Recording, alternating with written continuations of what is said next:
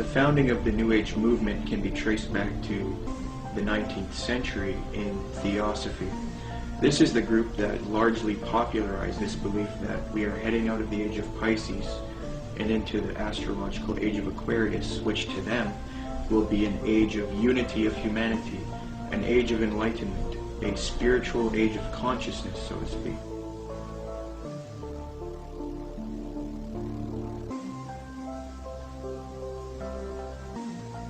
Very clear, yes. There's going to be a one world, political, economic, religion, and this is what all the globalists, the elite, the high-level occultists, the high-level New World Order people, this is what they're wanting. This is what the Bible pretty much clearly predicts as well. And this is obviously what we're moving to. The Freemason and one-world government advocate Zbigniew Brzezinski said the following in his work Between Two Ages, quote, "The technotronic era involves the gradual appearance of a more controlled society. Such a society would be dominated by an elite, unrestrained by traditional values. Soon it will be possible to assert almost continuous surveillance over every citizen and maintain up-to-date complete files containing even the most personal information about the citizen." This admitted New World Order agenda to create a one-world government that rules over humanity is not only political, it is also spiritual and based on what is known as the New Age. This can be verified with irrefutable documentation. Most of the Christians doing this kind of work have been silenced, so I set out across the border to speak to the few researchers that are still left. There are not many researchers left who have not been deceived by the New Age. Speaking with these people helped confirm my position even more. The New World Order exists. The elite are occultists who adhere to New Age doctrines, and they are responsible for this new trend of discrediting Christianity, Jesus Christ, and the Christian New World Order researchers. There is a voluminous amount of data that I have obtained in my research on this subject, but after watching this production, do not believe me. Don't believe a word of what I'm saying. Do your own independent research and verify this for yourself.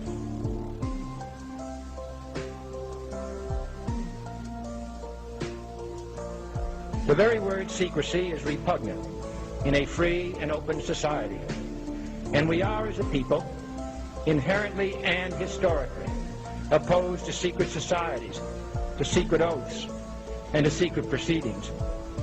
For we are opposed around the world by a monolithic and ruthless conspiracy. Here's the way they look at it. Here's their metaphor. Adam and Eve were held prisoner in the Garden of Eden by an unjust, cruel, and vindictive God.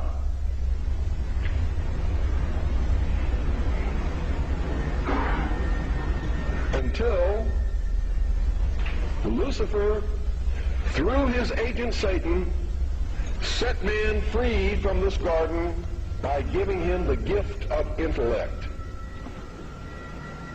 Through the use of intellect, man will conquer the earth, will conquer nature, and will himself become God. It's taught in every Masonic temple in this land, every secret brotherhood, every secret society, every mystical temple, every occult organization teaches the Luciferian philosophy.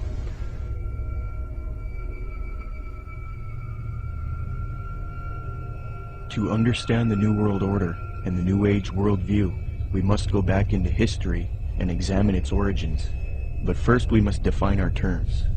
By New Age, I am speaking about a worldview that has many facets and components, such as astrological and zodiacal beliefs in the New Age concept, channeling higher powers to achieve knowledge, meditation, the belief that all is one or forms of monism, the belief that we can attain godhood, esotericism, or in other words, reinterpreting ancient texts to find hidden meanings and unify all religious belief into one. The belief that we need a one-world system for the coming Age of Aquarius.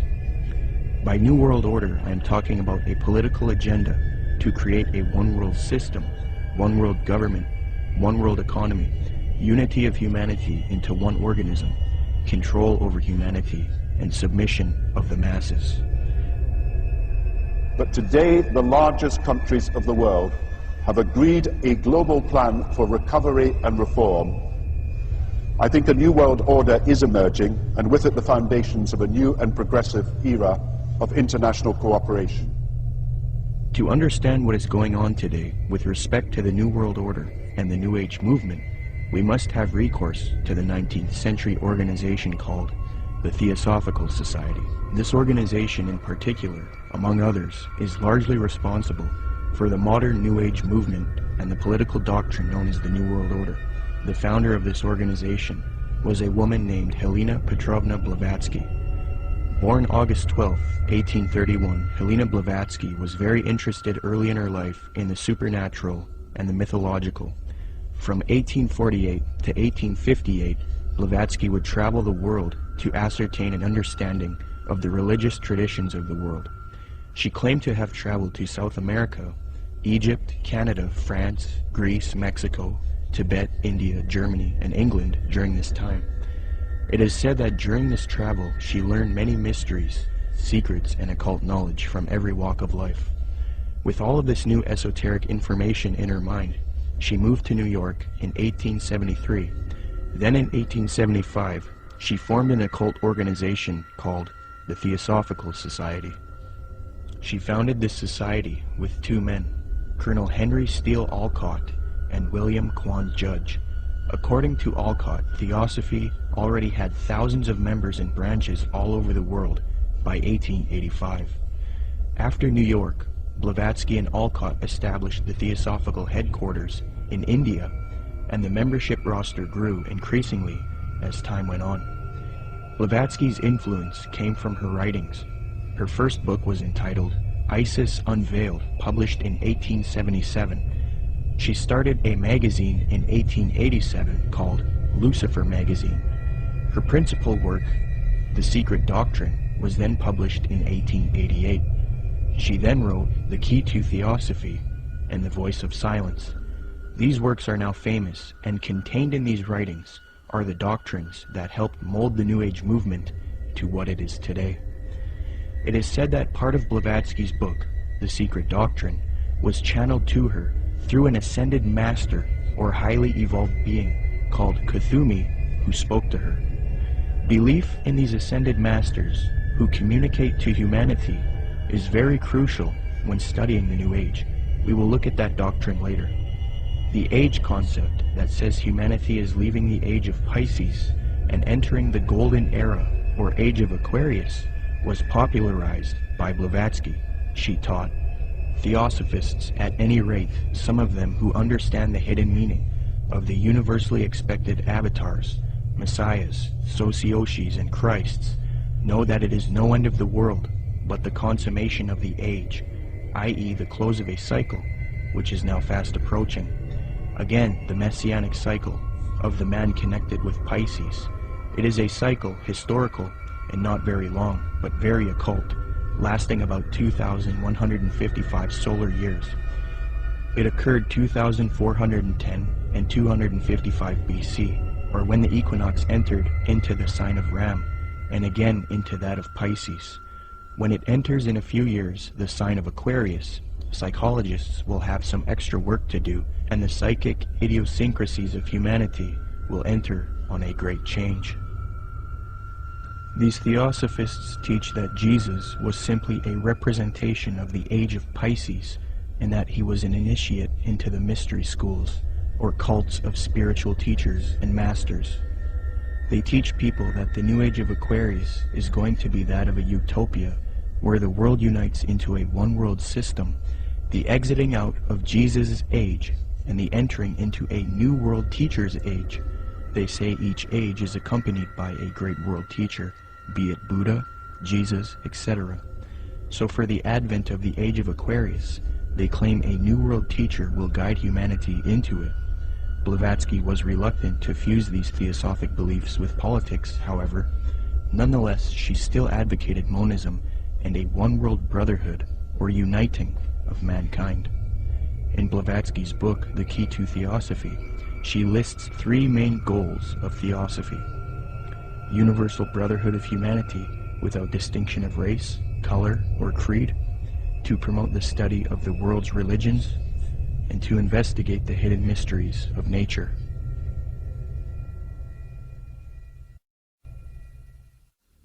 As time went on, Theosophy got very popular.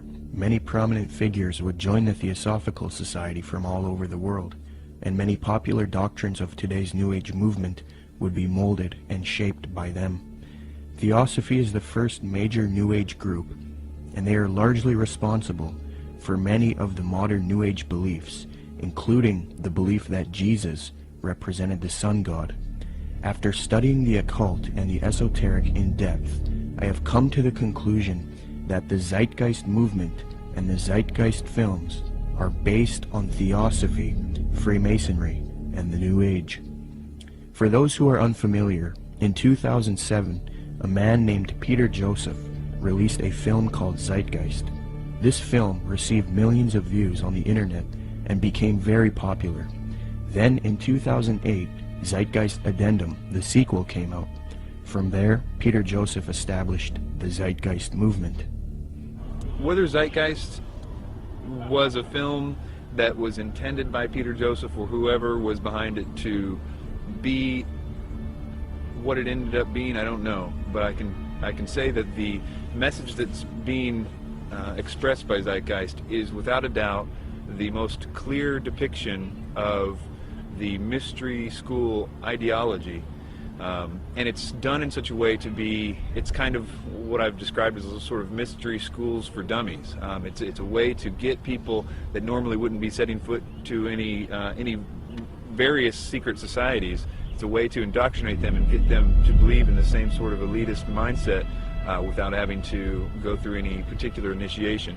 It's also usually accompanied with the idea of pride. That is that the people believe that what they believe is only for a select few, and that sort of has this way of sticking with them, and that nobody believes what I believe, and so it's sort of this elitist mindset that comes with that as well. The first Zeitgeist film was divided into 3 sections. The second section was about 9/11 being an inside job. The third section was about the corruption of the Federal Reserve. I have no real issue with the last 2 sections, but since the release of the first Zeitgeist film, Peter Joseph, the creator, has distanced himself from the 9/11 issue altogether.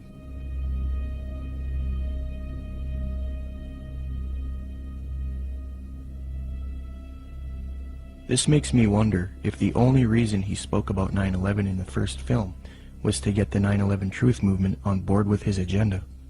The first section of the film is what I have an issue with. Contained in this section is the modern belief system of the New Age movement, the Theosophical Society, and Freemasonry. With the Zeitgeist, it's, Satan's good at what he does, bottom line. And the first one, what they do is they come right out and in the first segment, I think the first 38 minutes, they just go after Jesus Christ, his deity. Basically what they try to do is convince everyone that Jesus Christ is just a knockoff of Horus and a lot of the other pagan deities, and they try to draw all these parallels and similarities. These parallels and similarities have all been debunked by Bible scholars and things. In fact, I think there's even a couple challenges up on the internet, the Zeitgeist Challenge, where they offer money if they can actually. So they've been debunked. I've done, oh my word, I don't know how many teachings debunking both movies. But if somebody were to see that for the first time and not know any different, oh, hey, it sounds convincing, sounds, this or that. And so what they've got to do is discredit the Word of God, the deity of Jesus Christ. As Theosophy grew, it produced influential figures such as Annie Wood Besant, born October 1st, 1847. She was a Marxist and a socialist. Besant was so inclined towards socialism that she defended it in public debates. One such debate was conducted between her and a man by the name of G.W. Foote, a secularist who supported republicanism. The debate was held at the Hall of Science, 9th, 16th, and 23rd, 1887, a 4-night debate series. The title of the debate was, "Is Socialism Sound?" Angelique Richardson and Chris Willis from the University of London Institute for English Studies When commenting on Besant's worldview, note, quote, "The socialist feminist Annie Besant joined the Marxist-based Social Democrat Federation, SDF, in the 1880s. Annie Besant met the founder of Theosophy, Helena Blavatsky, in 1890, and she quickly read Blavatsky's material. Besant recorded her first acquaintance with Blavatsky. She wrote, quote, "I was standing with my hand in her firm grip and looking for the first time in this life straight into the eyes of HPB. We rose to go, and for a moment veil lifted, and two brilliant, piercing eyes met mine, and with a yearning throb in the voice, 'Oh, my dear Mrs. Besant, if you would only come with us.' I said a commonplace, polite goodbye, and turned away with some inanely courteous and evasive remark. 'Child,' she said to me long afterwards, 'your pride is terrible. You are as proud as Lucifer himself.'" Besant would get involved with the secret society known as Freemasonry. In 1902, she established the International Order of Co-Freemasonry, and then set up lodges all over the world with theosophic underpinnings. Theosophy, Freemasonry, and Marxism are all connected with the New Age movement. Besant would become president of the Theosophical Society in 1908. As I give you the history and lay the framework for the origins of the modern New World Order ideology and the New Age movement, it is important to note the role of Freemasonry. As previously noted, Theosophy and Freemasonry were somewhat affiliated in the late 19th century. In fact, Helena Blavatsky received an honorary degree of Apprentice Companion, Perfect Mistress, Sublime Elect Scotch Lady, from the rite of adoption. She was awarded with these titles by the 33rd degree Freemasons John Yarker, M. Kaspari, and A.D. Lowenstock. Here is a reprint of the Masonic certificate that Blavatsky received.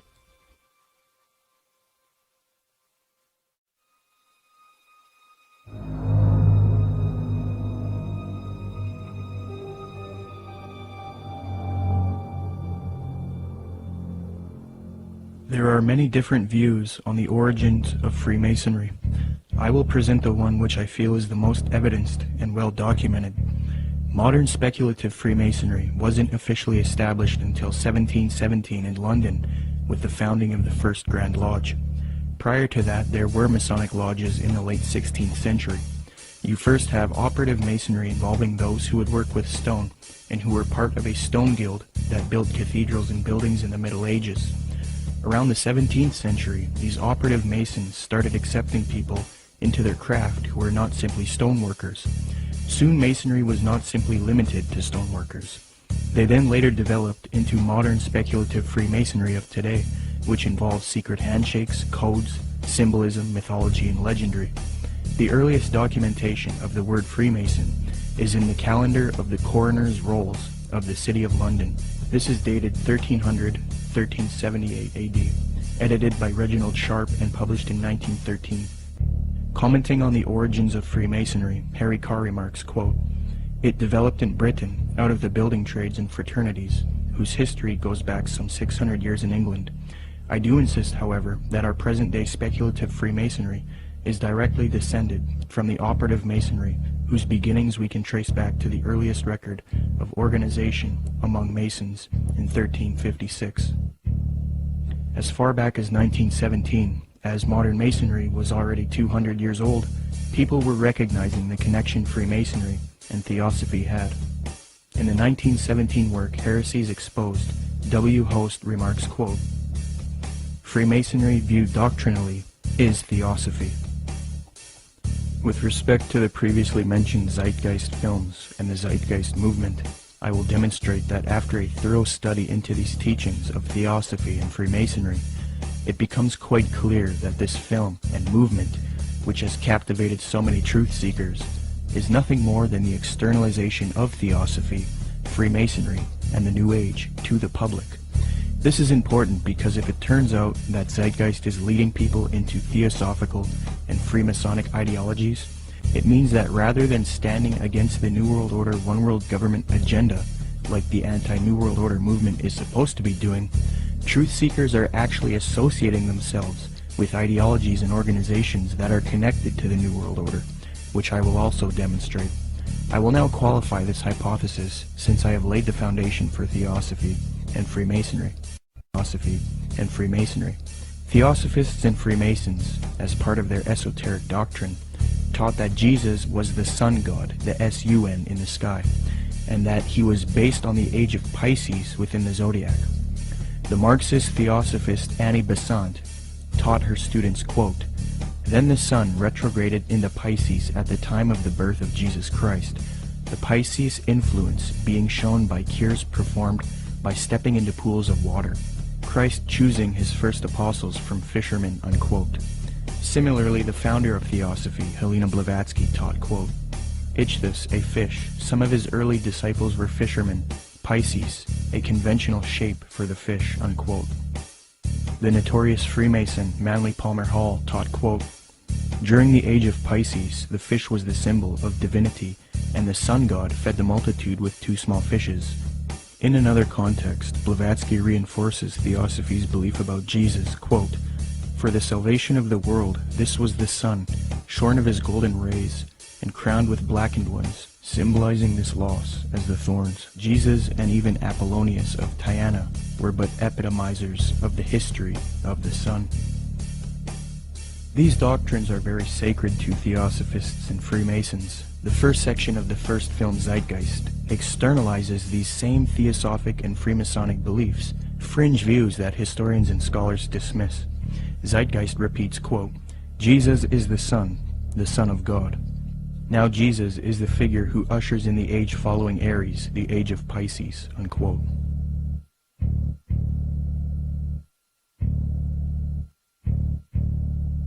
Now, noticing these parallels, one might think that Peter Joseph, the creator of Zeitgeist, was ignorant of the fact that he was indoctrinating people into Theosophic and Freemasonic ideologies. However, Zeitgeist is not only spreading these doctrines of Theosophy and Freemasonry, but Zeitgeist also associates itself with prominent Theosophists, Freemasons, New Agers, and occultists in their own transcript for the film, leaving little debate as to the connection it has to these groups. Zeitgeist listed all of its sources for the film in its online transcript, and among the names of people appealed to are Helena Blavatsky, the founder of Theosophy, the Freemason Albert Churchward, New Ager Acharya S., New Ager occultist and theosophical apologist Jordan Maxwell, the Druid Gerald Massey, Edward Carpenter, the socialist and acquaintance of Theosophist, Freemason and Marxist Annie Besant, the Freemason Manly P. Hall, and the Druid Godfrey Higgins, who is associated with Helena Blavatsky.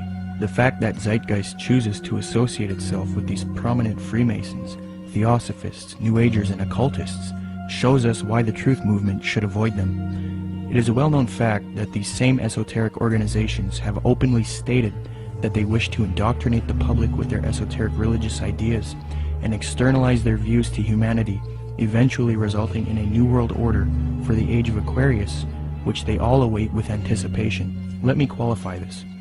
As Theosophy grew, it produced another prominent woman named Alice Bailey, born June 6, 1880. She is one of the most influential Theosophists, and it was her who was responsible for convincing New Agers that humanity needs to make a one-world government and one-world religion for the Age of Aquarius. In order to achieve this system, she deemed it necessary to teach humanity the religion of Theosophy and Freemasonry, the same doctrines that Zeitgeist is now spreading. Speaking on the spiritual war between esotericists and people who refuse to accept the New Age, she says, quote, "It will be fought largely with mental weapons and in the world of thought. It will involve also the emotional realm from the standpoint of idealistic fanaticism. This inherent fanaticism will fight against the appearance of the coming world religion and the spread of esotericism. It must not be forgotten that only those souls who are on the probationary path, or the path of discipleship, will form the nucleus of the coming world religion. There is no question, therefore, that the work to be done in familiarizing the general public with the nature of the mysteries is of paramount importance at this time. When the Great One comes with his disciples and initiates, we shall have the restoration of the mysteries and their exoteric presentation as a consequence of the first initiation." Alice Bailey also reveals that Freemasonry is meant to produce advanced occultists and is in accord with the theosophical goals. Quote, "The Masonic movement, when it can be, divorced from politics and social end, from its present paralyzing condition of inertia, will meet the need of those who can and should wield power. It is the custodian of the law, it is the home of the mysteries, and the seat of initiation. It holds in its symbolism the ritual of deity, and the way of salvation is pictorially preserved in its work. The methods of deity are demonstrated in its temples, and under the all-seeing eye, the work can go forward. It is a far more occult organization than can be realized, and it's intended to be the training school for the coming advanced occultists, unquote. The main source of Zeitgeist is Acharya S. She advocates one world system under the Age of Aquarius. This is very interesting, as the main source that this traces back to is Alice Bailey. You can trace this to one book in particular called The Externalization of the Hierarchy, which advocates this extensively and even openly admits this in the first few pages of that volume. In his book, The Arcana of Freemasonry, the Freemason Albert Churchward that Zeitgeist appealed to gave the following admission, quote, "Can the unity of the world be accomplished by Freemasons? Yes, and by Freemasons only." There is a common misconception about Freemasonry, and that is that many people believe it is merely a friendly fraternity where men meet up to network and socialize. This is partially true, but there are elements of Freemasonry that are not so innocent. The Freemasonic Society was infiltrated in the late 18th century by an organization called the Order of the Illuminati. There's a lot of fictional, embellished information about the Illuminati, but if you sift through all of the data, there are some very important key facts. All historians will grant that the Illuminati certainly existed in Bavaria, Germany, and that it was founded in 1776 by a man named Adam Weishaupt. This organization was a type of revolutionary organization that sought political and societal reform. The order grew and became very popular. It was then outlawed by the patriotic ruler of Bavaria, Duke Karl Theodor. He issued 3 edicts against the Illuminati, the third being in 1787. Illuminati writings were discovered after raids of castles and arrests of members.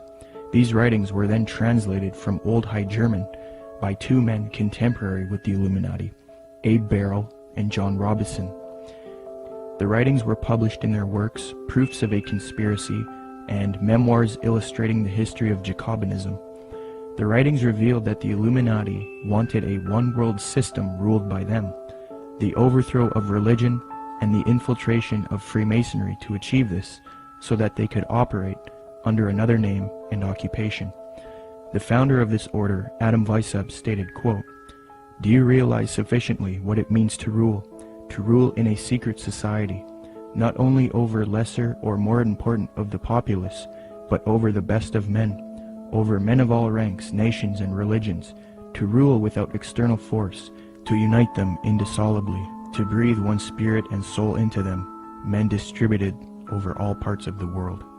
The prolific Freemasonic author and historian Albert Mackey reports, quote, "To give the order a higher influence, Weishaupt connected it with the Masonic institution, after whose system of degrees in esoteric instruction and of secret modes of recognition it was organized. The order at first was very popular, and enrolled no less than 2,000 names upon its registers, among whom were some of the most distinguished men of Germany.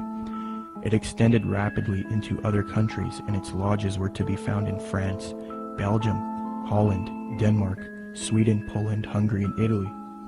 The original design of Illuminism was undoubtedly the elevation of the human race, but it cannot be denied that in the process of time, abuses had crept into the institution, and that by the influence of unworthy men, the system became corrupted. So fused with Freemasonry in the 18th century was the doctrine of elitism and globalization, the overthrow of religion, namely Christianity. The question is, did the Illuminati cease to exist after it was outlawed in Bavaria, or did it live on? According to historians like Mackey and others, the Illuminati infiltrated Masonic lodges all over Europe before it was persecuted by the Bavarian government. So with that in mind, How could the Bavarian government stop this order if it was already all over Europe? The answer is they couldn't have. The Illuminati was too big, and thus it continued under Freemasonry. The French historian Henry Martin reports, quote, Bicept proposed as the end of Illuminism the abolition of property, social authority, nationality, and the return of the human race to the happy state in which it formed only a single family, without artificial needs, without useless sciences, every father being priest and magistrate. President George Washington himself was convinced that the Illuminati existed after 1785, when it was outlawed in Bavaria. He corresponded with the Reverend named G.W. Snyder, voicing his concerns about the Illuminati. This was written 13 years after the Illuminati was outlawed in Bavaria. George Washington states, quote, I have heard much of the nefarious and dangerous plans and doctrines of the Illuminati. It was not my intention to doubt that the doctrines of the Illuminati and the principles of Jacobinism had not spread in the United States. On the contrary, no one is more truly satisfied of this fact than I am. The idea that I meant to convey was that I did not believe that the lodges of Freemasons in this country had, as societies, endeavored to propagate the diabolical tenets of the first or the pernicious principles of the latter, if they are susceptible of separation, that individuals of them may have done it, or that the founder or instrument employed to found the democratic societies in the United States may have had these objects and actually had the separation of people from their government in view, is too evident to be questioned. From President Washington, we learned that he believed the Illuminati was nefarious and dangerous. He had little doubt about the Illuminati spreading to America by 1798. He was truly satisfied, or in other words, convinced of this fact. He thought it was too early for whole Masonic lodges to be striving for Illuminati objectives, but he did believe individuals within American lodges were certainly doing so. He believed the founder or instrument used to found the democratic societies in the USA may have had Illuminati objectives in mind, and that they had the separation of the people from their government in view. According to Washington, these things are too evident to be questioned. That same year, the president of Yale University, Timothy Dwight IV, spoke out against the Illuminati. Quote, the great and good ends proposed by the Illuminati as the ultimate objects of their union are the overthrow of religion, government, and human society, civil and domestic. Joseph Willard, the president of Harvard University, said in a speech in New Hampshire, quote, there is sufficient evidence that a number of societies of the Illuminati have been established in this land of gospel light and civil liberty, which were first organized from the Grand Society in France. They are doubtless secretly striving to undermine all our ancient institutions, civil and sacred. These societies are closely leagued with those of the same order in Europe.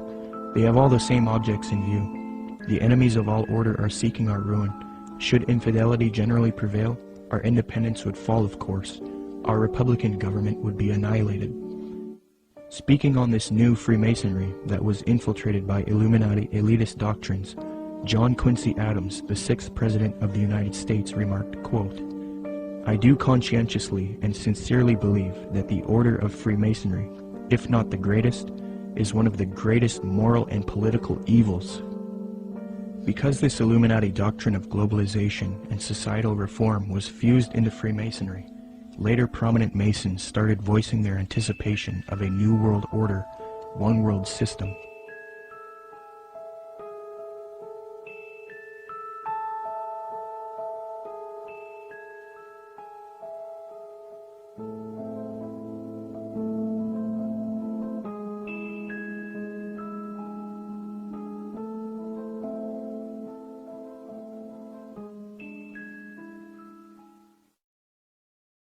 Freemasonry is just one of many ways to get people into the occult.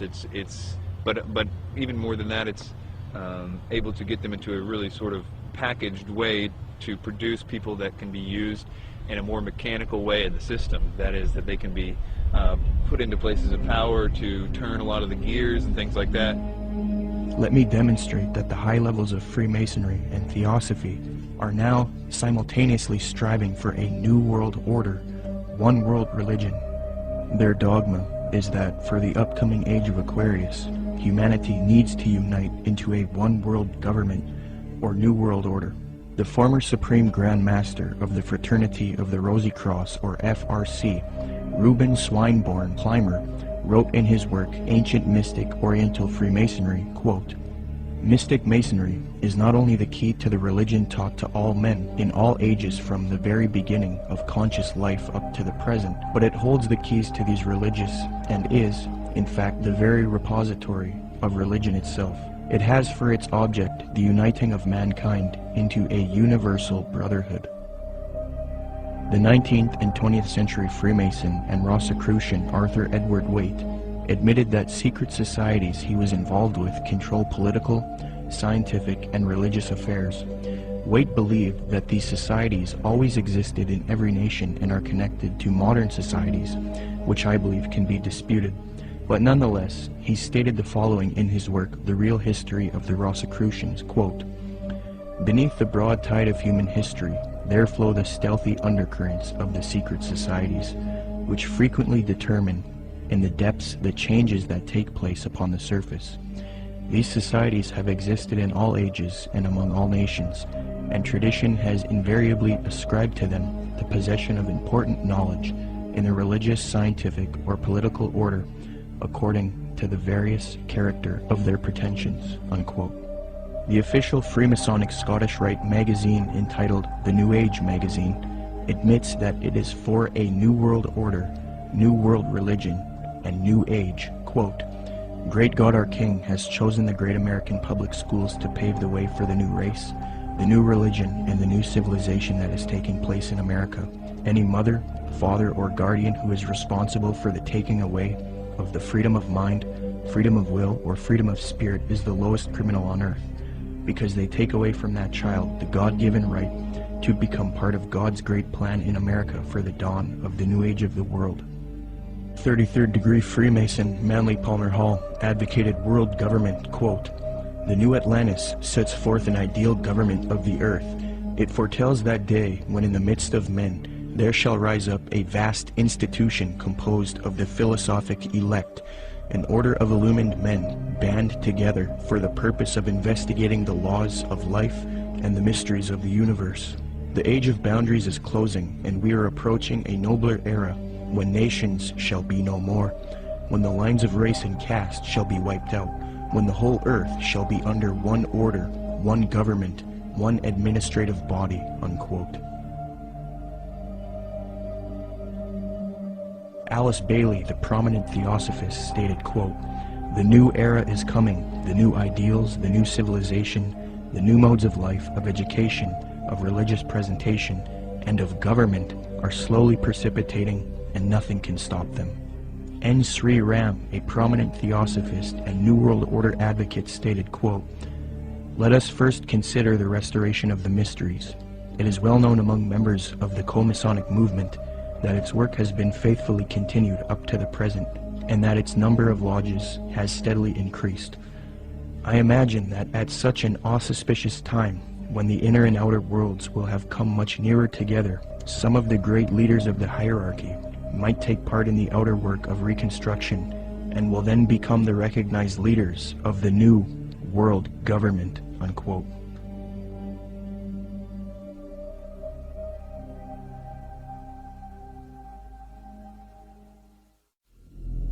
This was written by Manly P. Hall.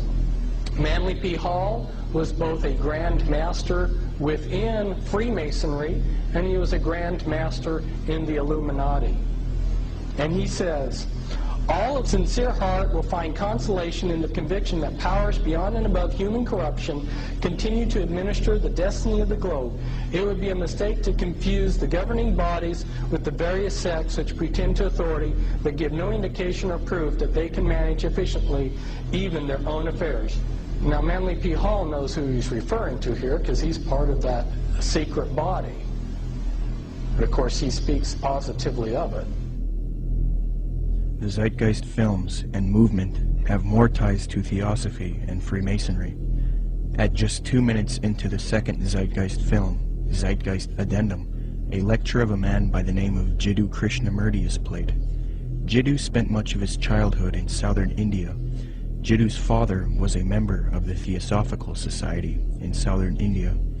When Jiddu was a boy, he was discovered by the Theosophist C.W. Ledbetter, Ledbetter was a man who was brought up on charges of immoral behavior with young boys, yet he still had a close relationship with the president of Theosophy, Annie Besant. Ledbetter and Besant would adopt Jiddu and take him to England. They raised him and brainwashed him into the Theosophic esoteric teachings.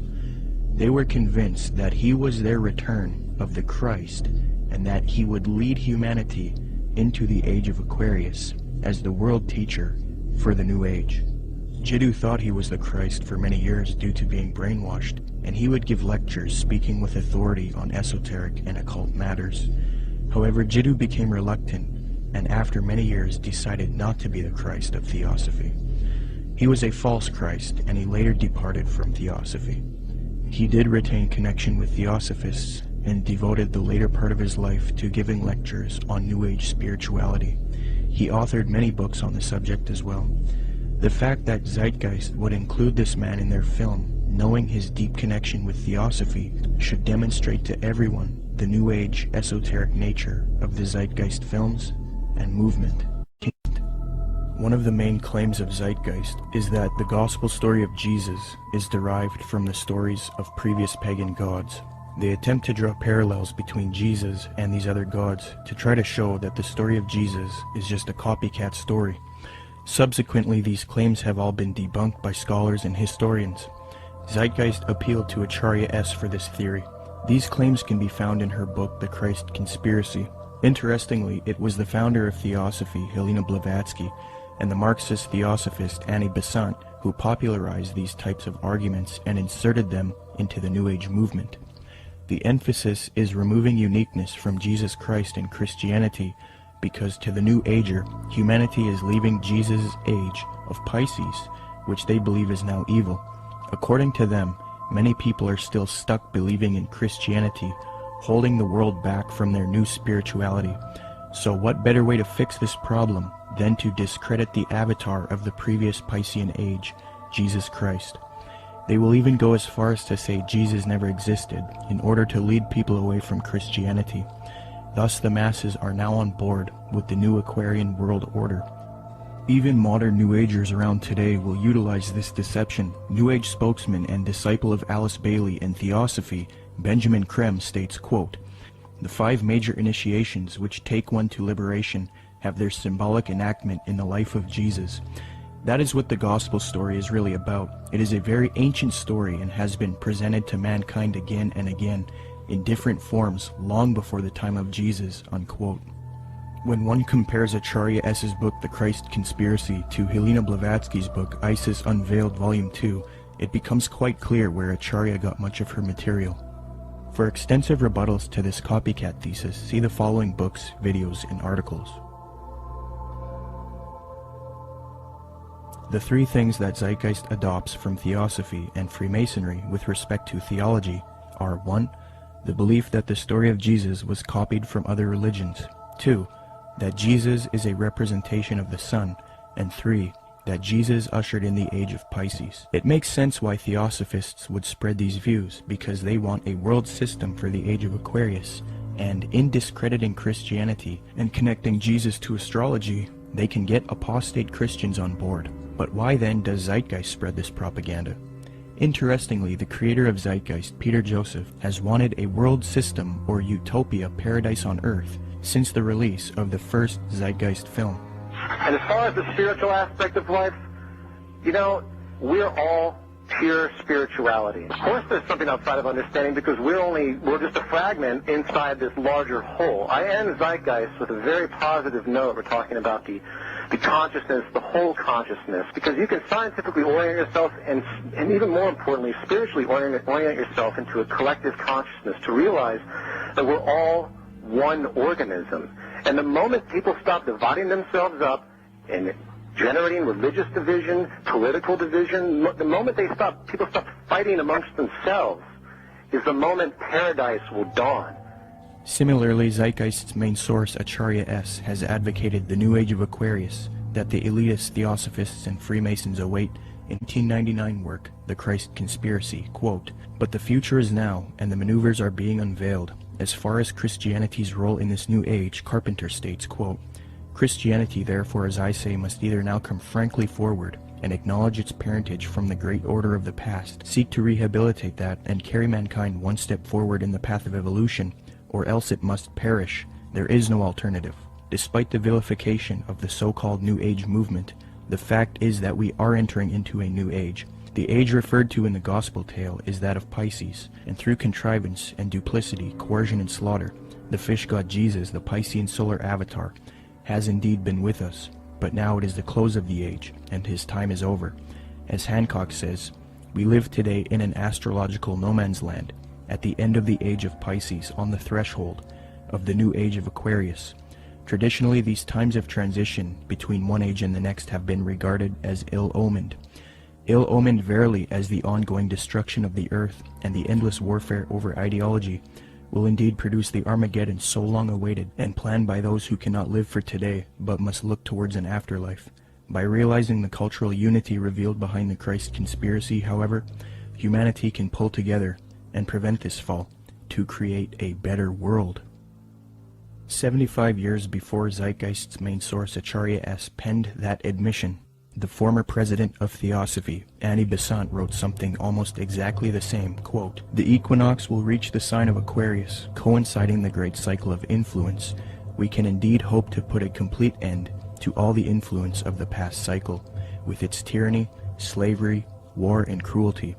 This is one of the great transitional epochs, and the karma before humanity as a whole, and to every group in particular, is to reform itself from slavery, female subjection, war, and cruelty, and establish a civilization based on humanness and interest in spiritual matters." New Age author Gail Fairfield explains what is expected for the supposed upcoming age of Aquarius. She states, quote, "The sign of Aquarius is the sign of focused concepts. It concentrates intently on developing its ideas and then applies them to the betterment of humankind. It has talent for rapidly correlating all the information available into a political, ethical, spiritual, technological system. Aquarius creates optimal features for individuals and for humanity because it needs alternatives, possibilities, and something to move towards. Overall, Aquarius is a reformer and visionary working to create its utopia." Unquote. Isn't it interesting that right after Zeitgeist promoted the Aquarian New Age concepts in the first Zeitgeist film, the second film, Zeitgeist Addendum, then goes on to convince its followers to strive for a similar Aquarian one-world system, New World Order, called the Venus Project. Indeed, the solution offered by the film Zeitgeist Addendum is that humanity needs to unite into the very same thing that Theosophy and Freemasonry wants it to unite into: a one-world universal esoteric brotherhood of humanity, a new world order. I think that the coming new system that the occultists speak of it's really crucial to understand that what they're talking about is not going to look like what we think the New World Order's control grid will look like. They believe that the utopia will be one of a spiritual utopia, one that's free of wars and religion. It's easy for a lot of people to have idealistic views about it. They're going to make it sound wonderful, which is what like the Zeitgeist Addendum particularly does in the second part, where they talk about, oh, we're going to like, you know, have free energy, we're going to provide your needs. There's been talk about erasing all debts. That's more the Venus Project is more what is it Jacques Fresco. That's more what he's into. Okay, this is his utopian approach to the New World Order, where I literally heard him say on the addendum, where he said, "We'll have no laws. All laws will be done away with." I thought to myself, all law? I mean, nobody's going to have to work. It's just going to sound like wonderful. I mean, he's talking about how are people going to make livings. Well, you won't have to, and you can do whatever you want. And if you make a painting, you can give it to somebody. I mean, this utopian world, but it's going to come at an extremely high price regarding the mark of the beast. It's not going to be what they're cracking it up to be. And most likely, it's only going to come with massive depopulation. And they're going to probably try to pull that off a number of different ways. But you have the Zeitgeist, this utopian approach, and then you also have the way the Ascended Master, some of the Ascended Masters say, will be done through a project called Nasera, which, you know, is very similar in what the Zeitgeist Addenda talks about. It's just kind of a different flavor of it all. So which one they're actually going to be able to pull off, if the Lord lets them do it, it's kind of up to the Lord. It's hard to say which one they're actually going to be able to pull off, if the Lord lets them do it, it's kind of up to the Lord. It's hard to say which way it'll go. The Venus Project looks like Francis Bacon's New Atlantis, this concept that has been with the occult realm for a long time. Whether they call it the New Atlantis or whether they call it some coming utopia or some Platonic version of the New Age, the New World Order, a lot of people, those terms were viewed in a completely different context that I think a lot of us in the truth movement see the New World Order. It's a totally different thing that they're hoping will happen. And I think that we can be in danger if we think that the New World Order is just going to be a police state control grid, which I think it will be, but I think it will be in the context of a lot of supernatural things going on. So it's going to look like the old world order is gone, and in doing so, it's going to be exactly what those like Francis Bacon and all the others have mentioned. This New World Order is going to be proposed to look just like the Venus Project, but I can tell you that won't be the case for very long. It might be right at the beginning, but not as it goes on. According to the New Agers, Theosophists, as well as many elitists and Freemasons, there exists a group of highly evolved men and women called the Masters of Wisdom.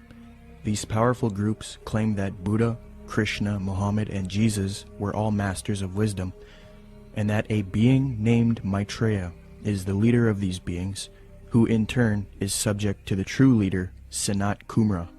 New Age Theosophist Dane Rudhar concedes that the leader of the Masters, Sanat Kumara, is in fact Satan, according to the esotericists. Quote, Satan is an anagram for Sanat Kumara, who in the esoteric philosophy of India is the Promethean being who gave mankind the fire of self-conscious and independent individual selfhood, unquote.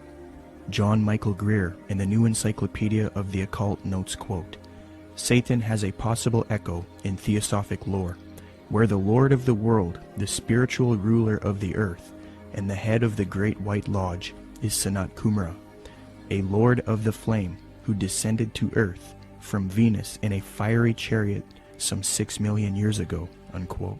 Helena Blavatsky taught her students that it is actually Satan who is God, the Messiah, and that Jehovah is the evil one. She stated, quote, It is but natural, even from the dead letter standpoint, to view Satan, the serpent of Genesis, as the real creator and benefactor, the father of spiritual mankind.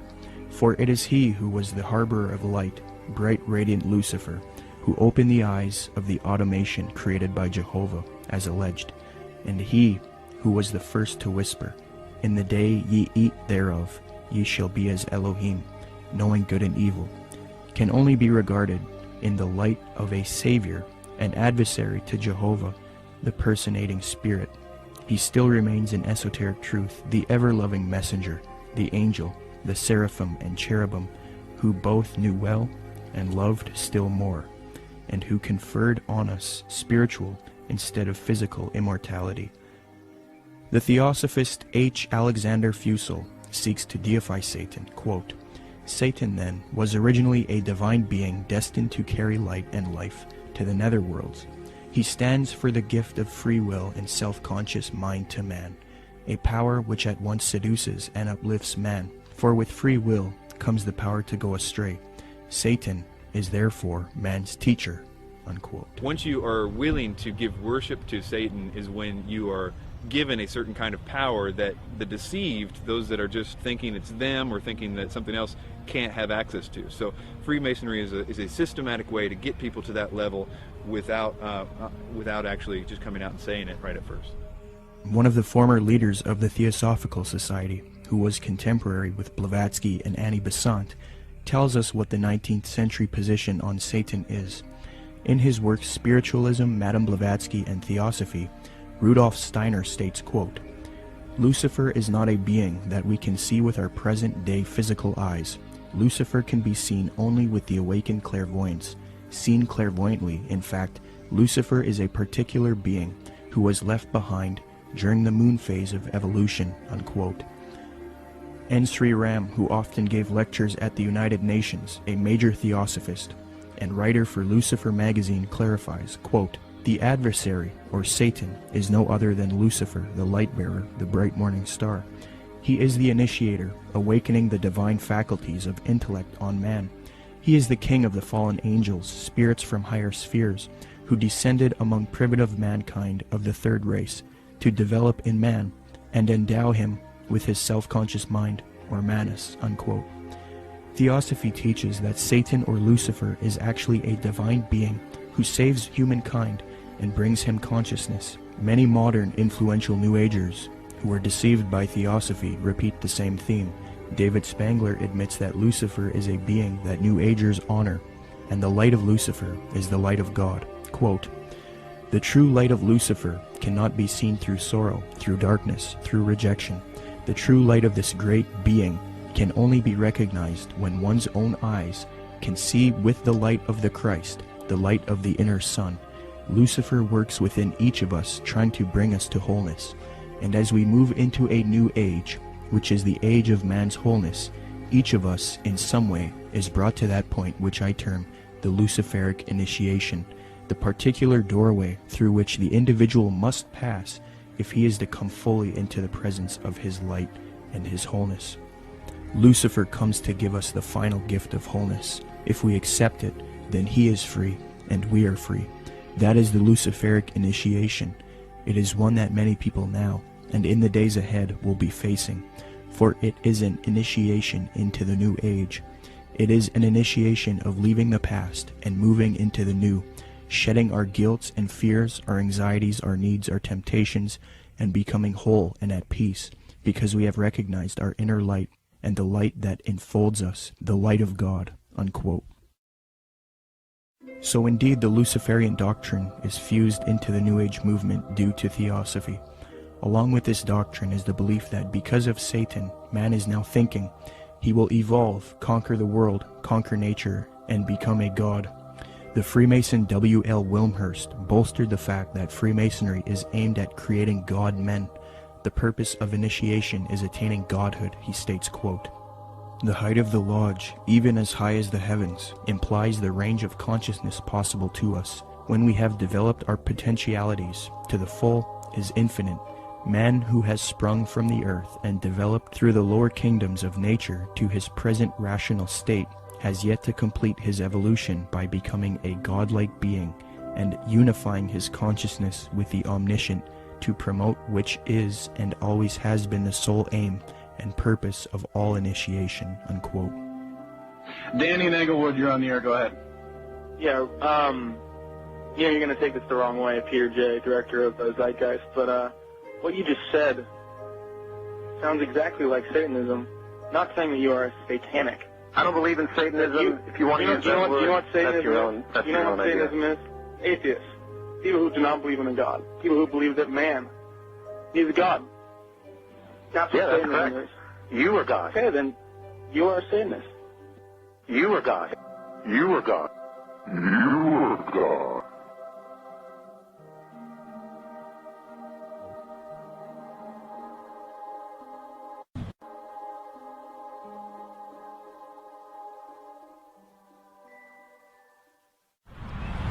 Okay, can you tell us about Benjamin Creme, Maitreya, and the Ascended Masters? Okay, well, Benjamin Creme was born in 1922, and in 1959 he was contacted by one of the masters, Ascended Masters. They don't really get real specific who actually contacted him first, but what they did is asked him if he wanted to participate in this coming, where he would actually talk about and be kind of like the John the Baptist for the coming Maitreya, as they called him. And he accepted, and in 1975 he started Share International, which is kind of like the mouthpiece for who they call Lord Maitreya. And in 1977, Maitreya actually made, according to them, his physical appearance, where he came from the Himalayas, and supposedly he occupied a body, came in on a plane from the Himalayas, and they even use that whole thing about him coming from the Himalayas in 1977 to say that this fulfills the Bible scriptures where it said he will come in the clouds, which is such a joke. But so Maitreya has really been, or Benjamin Creme has really been, like, again, the kind of like the false version of John the Baptist for Maitreya ever since, really. He's went around, lectured. He lectures at different various occult groups. He lectures at Masonic halls and these types of things, places where he feels comfortable at. And he's been trying to herald in Maitreya for a long time. They've made many predictions where, you know, they said, okay, he's most likely going to appear within this time frame, and most of the time they've just got everything wrong. So they'll say, well, he could appear any moment, but we don't really know when. The New Age religion, folks, is going to have a worldwide leader, a charismatic political and religious leader that they call Lord Maitreya. At least so far that's who they call him, or that's what they call him. This individual, as far as I know, has not made his public appearance yet, but the New Agers claim that he is on the earth at the present time. They claim that he came to live with the Asian community in East London, England, in July 1977 by descending from his ancient retreat in the Himalaya mountains along the border of India and Tibet. They further believe that his imminent emergence into full public view is assured. They also claim that this individual is the one that the Christians call Christ, the Jews call the Messiah, the Buddhists call the fifth Buddha, the Hindus call Krishna, and the Muslims call the Imam Mahdi. In other words, all of the major religions of the world are awaiting the arrival of this one individual. And they say that he is on the earth now, patiently waiting for the appointed time to reveal his existence to the peoples of the world. They say that he will apparently assume the leadership of all of these religions, and when he does, he will create a one-world religion. The New Agers have written that in the esoteric tradition, previously defined as being intended for or understood by only a chosen few as an inner group of disciples or initiates, in other words, the esoteric means hidden. They claim that the word Christ is not the name of an individual, but the name of an office or function within the spiritual hierarchy of masters. They claim that the masters are a group of perfected men who have guided human evolution from behind the scenes for centuries, and they believe that this Lord Maitreya is that Christ. Now, Manly P. Hall has written of this individual by identifying him as, quote, the way, the truth, and the life, which coming to every life redeems all who accept it, unquote. Since Jiddu Krishnamurti, featured in Zeitgeist Addendum, failed as the world teacher responsible for ushering in the Age of Aquarius one-world system, Theosophists, Freemasons, and occultists have been waiting for their world teacher since then. Well, on January 9th, 1959, a student of Alice Bailey and Blavatsky, who was already familiar with the doctrine of the Ascended Masters, Benjamin Creme, would come into contact with powerful forces who would appoint him to introduce Maitreya, the world teacher, to humanity. Creme's first experience is as follows. On January 3rd, 1959, Creme became possessed by an energy, and a message from an outside force said to him, "Go to Blackfriars Bridge, south side, Blackheath side, on January 9th, 9:30 p.m. So on January 9th, 1959, Benjamin Creme followed these instructions and crossed Blackfriars Bridge in London, walking to the south side. There was no one about. It was deserted. There was a car waiting at the far end of the bridge. He walked beside the car and looked inside of it. There were some people in it who he did not know, but one of them was a man who told him he had been receiving messages from the Ascended Masters. From there, Creme started receiving messages again from this force, who he now believed were these Ascended Masters that Theosophy invented. This entity told Creme to pull out his tape recorder. It began giving Creme long dictations, which he repeated into the tape recorder.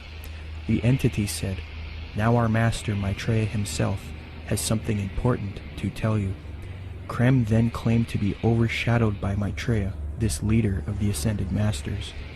In a sense, he was possessed by Maitreya. Creme claims that the experience was that of total identification with everything and everybody in the world, a kind of universal experience such as he had never felt. He was filled with a foreign tremendous energy. Creme claimed to have seen a vision of himself in the future, as well as Maitreya, the world teacher, who ushers in the Age of Aquarius, one world system. Later he was instructed that he would help introduce Maitreya to the world. Since then, Creme started an organization called Share International. They have a website as well. It is aimed at promoting Maitreya and the teachings of Theosophy and the New Age. Creme admitted that he was influenced by Helena Blavatsky and Alice Bailey. Quote, "To many today, this awareness includes the recognition of higher states of consciousness attained by those who make up the emerging spiritual kingdom, the masters and initiates of the world. Their existence was first revealed in modern time by H.P. Blavatsky, co-founder of the Theosophical Society, as long ago as 1875. A more detailed communication about the masters and their work was given by Alice A. Bailey between 1919 and 1949. In her book The Externalization of the Hierarchy, she revealed the existence of a planned return to physical plane work and activity by this group of enlightened men, which return, I submit, has already begun." I think that what Blavatsky wrote down, even by her own admission, was not written by an ascended master, and I don't think that ascended masters exist. She was being deceived. Regardless of what we think, we have to at least believe her and the others involved in the high levels of the Theosophic movement, that what they got, the core levels, their secret doctrine, was given to them by off-world entities. The research becomes, who are these off-world entities? And this is the other part of that research. Is what those entities said true or not? I understand that it's very poetic. It's very easy and seductive to believe, because when you read some of her stuff or some of the other stuff that's written directly from demonic entities, it's extremely seductive. We must understand that these beings are thousands of years older than us, and they're very smart. We're no match for them. The smartest of us are no match for the intellect of them, but their desire is to deceive us. So we are outmatched in this regard. So that's why it's seductive when we read it. The most current thing that they're doing right now has been since last December, this supposed star sign, which is really, again, they just try to knock off from the Bible as much as they possibly can. This is like a knockoff of the Star of Bethlehem in the Bible. And in that, they're saying that there's going to be these, what they call star-like luminaries in the sky. 4 of them that are in different quadrants of the earth. They're 5 times the size of a football field, according to them. And people are seeing these things, and they've got a whole, up on shareinternational.org, they've got a whole section devoted to this, where people are sending in pictures, there's stars, and what they are spaceships. That's what they're admitting to at this point. And more people are seeing them, but evidently this is going to be the thing that really, really heralds in Maitreya, up until they have the day of declaration when he makes his public emergence. And this is supposed to be on the major media? Yes. When he makes his big debut, what they've said is they've already secured an interview with a major U.S. TV network, and then one in Japan, I believe, as well. So during this time, he's going to, the day of declaration, supposedly he's going to basically telepathically communicate with masses and masses of people. They supposedly will hear them in their own language. They'll be able to comprehend him. Supposedly they'll feel this infinite love. And there will be many also supposed miraculous healings taking place around the world at the same time. And most likely, this day of declaration will come on the heels of some or multiple cataclysmic events, most likely the first thing being an economic meltdown, which is what he's predicted way back from the 90s. And what does Maitreya promise? What does he want to achieve? What are his goals?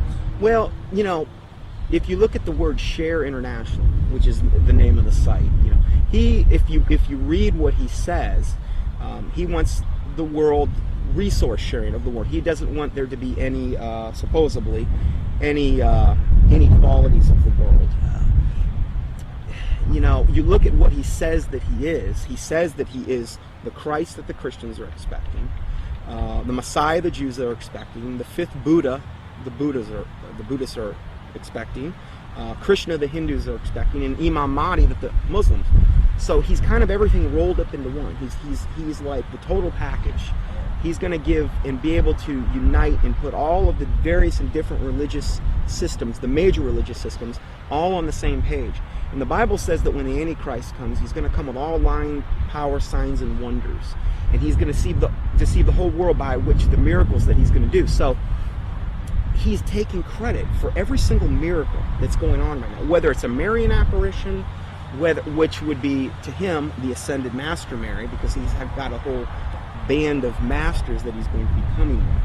And so he's taking credit for everything. Every miracle that you're seeing going on in the world right now, whether it's a Catholic miracle, whether it's some type of energizing of the water, whether it's some bleeding statue, whether it's, you know, some Hindu miracle, crosses of light, they've seen those in different and various churches. He's taking credit for all of that. And I think what we're going to see and what he says we're going to see, in fact, I just read this in their last report, Benjamin Kremitz said also with the UFO sightings, he says they're going to increase up until the time when he makes his emergence. And he's going to come on the scene. He's going to be able to explain all of this and try to put everybody on the same page.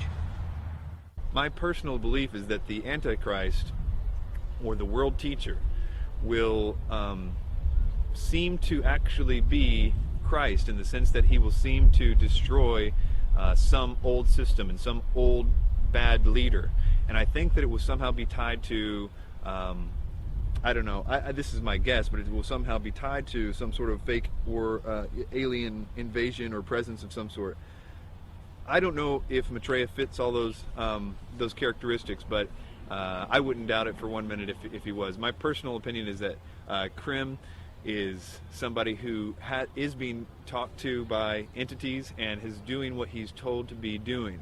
But you have to understand, a lot of times with people that are channeling entities like that, they oftentimes do and say things that don't come true, because the demons themselves don't know when. They're still on a timeline that they can't tell when something's going to happen. So they're always keeping something ready to happen in case when they finally can. So in the case of that, like if you look at the Blossom Goodchild thing and these ideas that were consistently put out by channeled entities and things, it never came to pass because they don't have control over the timeline. They just have to always be ready.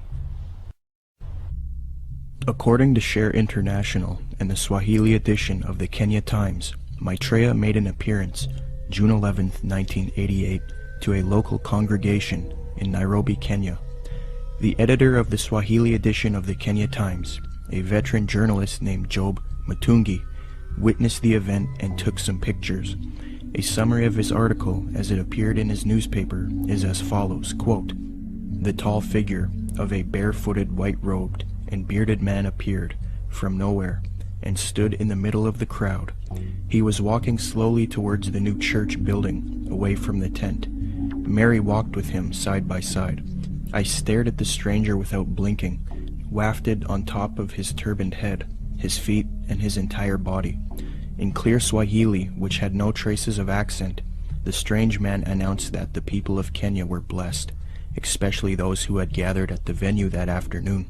We are nearing the time of the reign of heaven, but before that I shall come back and bring a bucket full of blessings for all of you, the man said.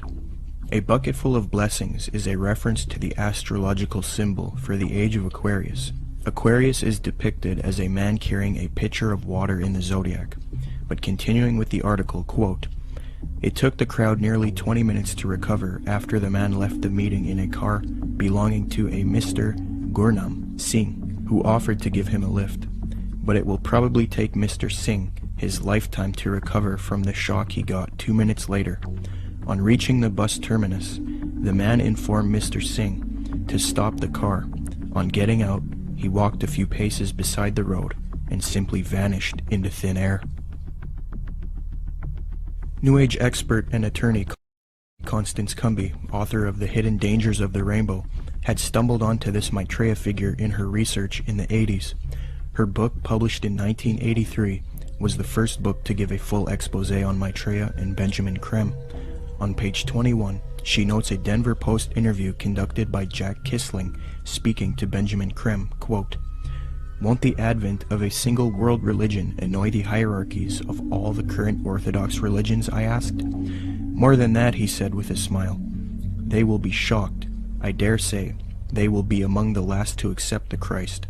But according to Kissling, Creme said confidently, "It will come because it must. We will begin to live," he said, "as potential gods," unquote. Constance Cumby also notes that Creme is a Luciferian by citing a WLAC radio interview, quote, "In a November 9, 1982 radio interview over WLAC, Nashville, Benjamin Creme told the entire Bible Belt that Lucifer came to planet Earth from planet Venus 18.5 million years ago and made the supreme sacrifice for us," unquote. Constance Cumby had direct contact with Benjamin Creme face-to-face in Detroit, Michigan. I had the opportunity to meet this brave woman, and she showed me the place in which she had attended a lecture by Benjamin Creme.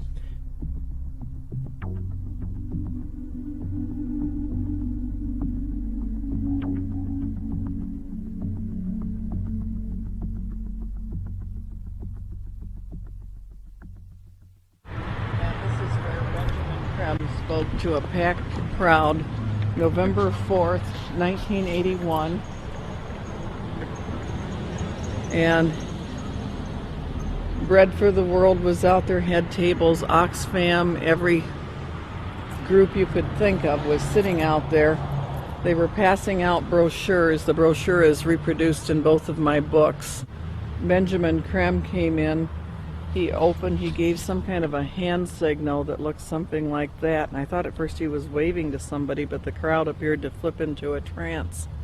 And then he started speaking, and he was rotating his head. I can't even come close to, it was as close to a 180-degree spin of a head as I've ever seen. How his head didn't snap off, I'll never know. And then he started talking and laying out what they were doing, and the crowd was thoroughly under several degrees of hypnosis. I knew many people in that crowd from political circles and social circles in Detroit for many years, and I talked to some of them, and the common denominator was they had all been through one kind of mind control course or another, one type of New Age class or another. I talked to a fellow behind me, Al Banks, and I said, he was a film producer doing much of what you're doing now. And I said, "Al, I know what I'm doing here tonight. What are you doing here?" And he said, "Because, Connie," he said, "I'm taking a course in miracles at Unity." He said, "I've joined Unity. We're all required to take a spiritual growth class. I've taken a course in miracles. It was a class requirement that we be here tonight." And then he said, "You know, Connie, I would have thought a progressive person like you would have joined Unity a long time ago." Well, then I started explaining to him exactly why I haven't. And he snapped, the glaze snapped off his eyes for a little bit. He thanked me for telling him. And then Creme came in and started doing his thing. And at the end of the evening, they had been promised an appearance by Maitreya, the Christ, channeled through Benjamin Creme himself, that Maitreya would speak through Benjamin Creme. And Benjamin Creme asked everybody to join in the recitation of the Great Invocation. I told the woman standing next to me, "I will not say the Great Invocation with you. I will say my own prayer." And she was a nice little prim, proper-looking black lady. Could have been active in any Black Baptist church in Detroit from her appearance. And she said, "No, that's all right, honey. We all have our own paths to God." I said, "The reason I will not say the Great Invocation with you, the scriptures clearly said that the Antichrist would come denying that Jesus was the Christ." I said, "Benjamin Creme has denied it all evening and said Jesus was not the Christ and this Maitreya was." And the woman said what Benjamin Creme had said. She said, "There's been many Christs." I said, "There's been one, and his name is Jesus." And people turned from rows around and looked at me like I was crazy. And So then Benjamin Creme came in and he started the nearly close to 180 degree spin of his neck again. And the crowd's hypnotic trance appeared to deepen, and he started out from the point of light within the mind of God, may light spring forth ever. And I went nice and clear, and I'll tell you, the acoustics in that building are wonderful. I said, Our Father, who art in heaven, hallowed be thy name. Thy kingdom come, thy will be done. And I did that each and every stanza. And they got down to the last part, said, May light and love and power fulfill thee plan on earth, and may it seal the door where evil dwells. And I said nice and loud and clear, I said, May Jesus Christ return to earth and end the evil present in this room tonight. Well, the funniest thing happened, or may I say it did not happen. Benjamin Creme stood there. He waited, and he waited. He clearly was watching for something to come over him. And it didn't happen. And he finally said to the crowd, he said, That will be all. You are dismissed. And, of course, everybody was extremely disappointed. And we went to the door and I went walking out. I had brought some co-spies with me. They were kind of chickening out at that point and waiting for me. They were afraid of being ripped limb to limb. And I stood down there, and a number of those people knew me, and they were just furious with me. And I stood there calm, cool, and collected, and I said, well, I said, if you're Maitreya the Christ, Betreya the Christ, or whatever his name's supposed to be, or everything he's cracked up to be, one lousy Christian in there saying the Lord's Prayer shouldn't have stopped him. And Benjamin Creme has never come back to Detroit, although that was probably the most successful night financially and crowd-wise that he'd had in the United States. The following is a video taken in Iraq at a Shia Muslim festival. Share International and Benjamin Creme have put out that this is indeed an appearance of Maitreya, the supposed world teacher for the Age of Aquarius, one world government. Commenting on this video, Share International reports, quote, Imam Mahdi, unexpected appearance, proclaims the title of a video posted on YouTube. A miraculous figure of glowing brilliant white light appeared on a video filmed in Karbala, Iraq, on the night of Ashura, 6 January 2008. This Shia Muslim ceremony commemorates the martyrdom of the grandson of the Prophet, Hussein, whose tomb is in Karbala. Benjamin Creme's master confirms that the light figure is Maitreya, Imam Mahdi to the Muslims, and that his dance-like movements with a sword remind us of his coming with the sword of cleavage. Could this be real, or is it a hoax? Is Maitreya real, or is he a hoax? Whatever the case may be, it turns out that it is not only New Agers and occultists who believe in this Maitreya, but politicians, presidents, and elitists also follow Maitreya. Wayne Peterson, a retired American diplomat and admitted supporter of Maitreya with connections to the Pentagon and the United Nations, stated the following about Mikhail Gorbachev and the White House in a Vision magazine interview, June 20th, 2000. Reporter Kendall Klug asks, I believe Mikhail Gorbachev has publicly stated his belief of the existence of Maitreya. Do you know if this is true? Wayne Peterson answers, I have one little story I could tell you about Gorbachev. A friend of mine who has worked with the World Bank went to the Heads of State conference in Europe and gave a speech where he borrowed many of Maitreya's ideas for economic reform out of a book by Benjamin Creme that I had given him.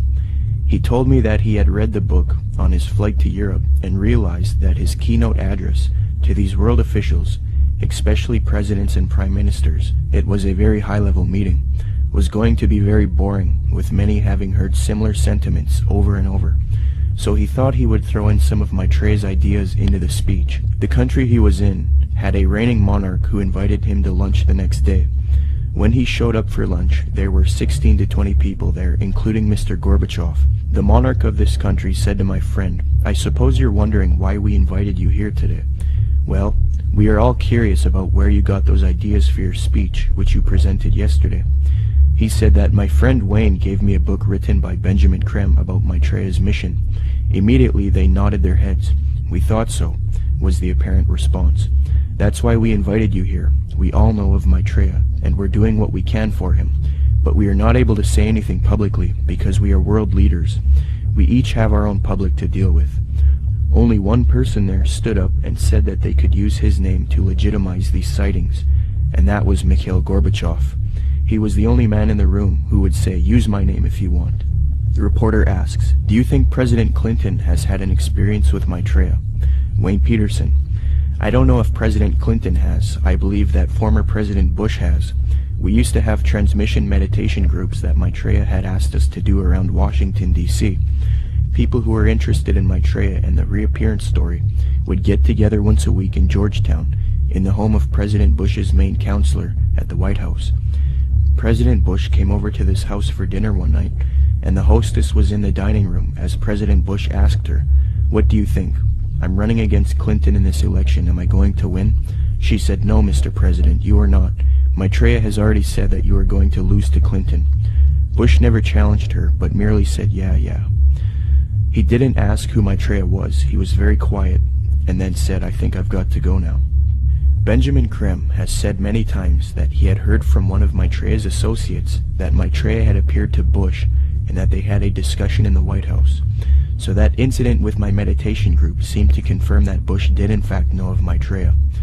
I do know people in the White House have been visited by Maitreya many times, and the people I'm talking I've seen on the front page of the Washington Post, standing next to the president." In a December 19, 2008 London Telegraph article, Major Media Organization, Mick Brown praises Maitreya and Benjamin Creme, stating, quote, "This week has come encouraging news for anyone with an interest in signs and wonders, or desperate for a chink of light in the prevailing gloom, which probably means most of us. A savior is at hand."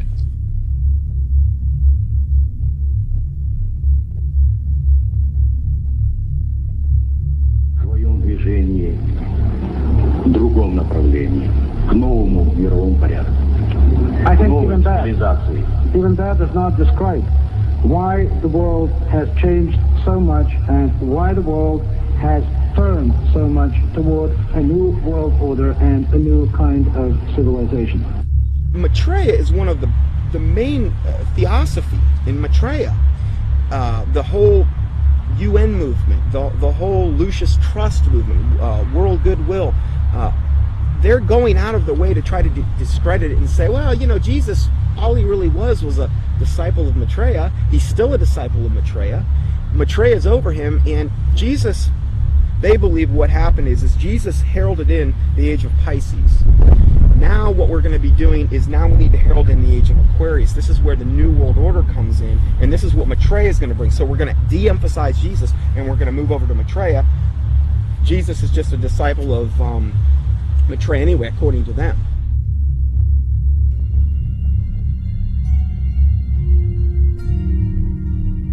In 1919, the theosophist Alice Bailey was supposedly contacted by one of these ascended masters known as the Tibetan Dijwal Kul. From 1919 to 1949, Bailey would write 24 books, and according to her, she would do automatic writing, a new age way of channeling and letting the force write for you. Bailey would create Lucifer Publishing, which would distribute the works of Helena Blavatsky and the Theosophical Society.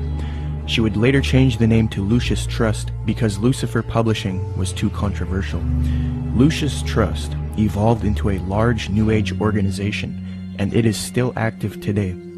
Lucius Trust is also directly associated with the United Nations. According to the United Nations International Geneva Yearbook 2009, quote, "The Lucius Trust is recognized by the United Nations as a non-governmental organization and is represented at regular briefing sessions at UN headquarters. The Lucius Trust is on the roster of the United Nations Economic and Social Council." Thus, Theosophy and the New Age are now fused into the United Nations, which gives a medium for the New Age agenda to unfold. The aim of corrupt organizations like Lucius Trust and the UN is to create a one-world government, New World Order, which is in accord with the supposed Age of Aquarius. Many high-level elitists have voiced their approval for such a system. Donald Keyes is a high-level New Age leader.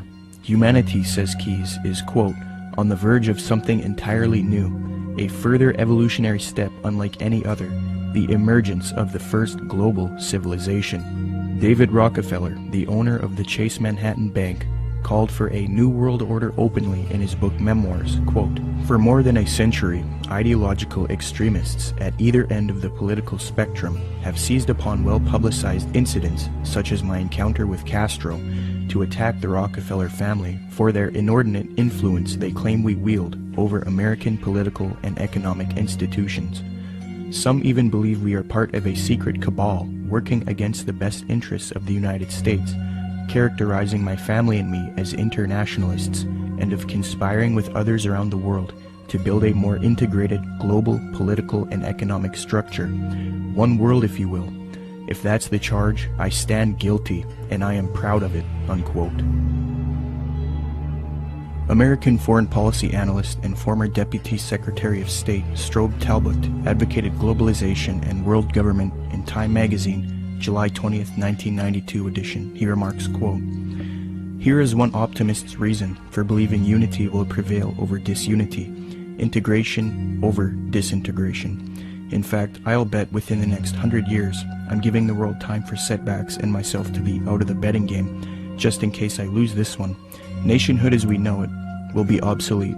All states will recognize a single global authority, a phrase briefly fashionable in the mid-20th century, citizen of the world, will have assumed real meaning by the end of the 21st. All countries are basically social arrangements, accommodations to changing circumstances, no matter how permanent and even sacred they may seem at any one time. In fact, they are all artificial and temporary, unquote. Mikhail Gorbachev, previously noted, stated, quote, the threat of environmental crisis will be the international disaster key that will unlock the New World Order, unquote. Gorbachev also remarked, quote, we are moving toward a new world order, the world of communism. We shall never turn off that road, unquote. New Ager and student of Alice Bailey, Robert Mueller, former Secretary General of the United Nations, gave this frightening admission, quote, we must move as quickly as possible to a one-world government, a one-world religion, under a one-world leader, unquote. The esoteric zeitgeist movement promotes a world system, resource-based economy with absolutely no money, a technotronic society where machines play a big role. The zeitgeist movement seeks to grow out of capitalism, free markets, profit motive, and scarcity, which they believe are responsible for aberrant behavior. Many people have concluded that the zeitgeist utopian system is socialistic and communistic. For example, after watching Zeitgeist Addendum, author and political lecturer G. Edward Griffin was convinced that Zeitgeist is advocating a Marxist socialist world system. He states, quote, perhaps the biggest insult to our intelligence is the main theme of the program. It is that profits are the root of all our problems today. That being the case, we must change mankind to reject profit, and we must work together on some other basis. It is never quite clear what that basis is, but whatever it is, it will be administered and directed by an elite group, at least in the beginning. I was stunned by the fact that this is pure Marxism. Marx theorized that people had to be re-educated in labor camps if necessary, to cleanse their minds of the profit motive. He and his disciples such as Lenin and Stalin and Khrushchev said that eventually the character of man would be purged of greed, and then the state would wither away because it no longer would be needed. Sure, we saw that in the Soviet Union and China, right? Yet this Marxist nonsense is exactly what is offered in this video program. It is communism without using the name. The enemy of mankind is not profit. It is a political system of big government, yet this program is supportive of some of the most notable big government collectivists on the planet. Marxist-Leninists may be enemies of collectivists in Washington, D.C., but they are collectivists in their own right. The communist model is no better than the Nazi model.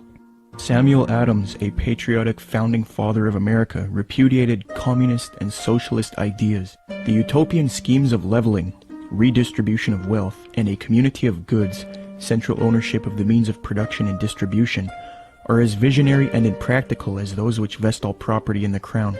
These ideas are arbitrary, choices and actions which are done not by means of any underlying principle or logic, despotic, ruling with absolute political power, and in our government unconstitutional. When one does a comparison between Zeitgeist addendum and the communist model, it becomes clear that Zeitgeist is in fact promoting communism.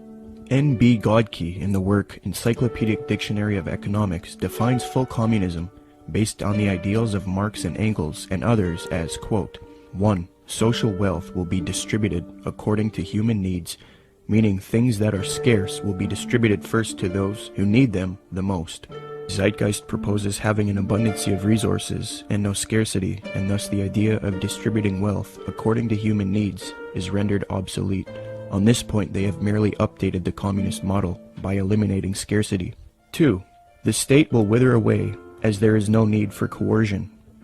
The state does nothing because there is no state. There is no state. 3. Social classes will not exist.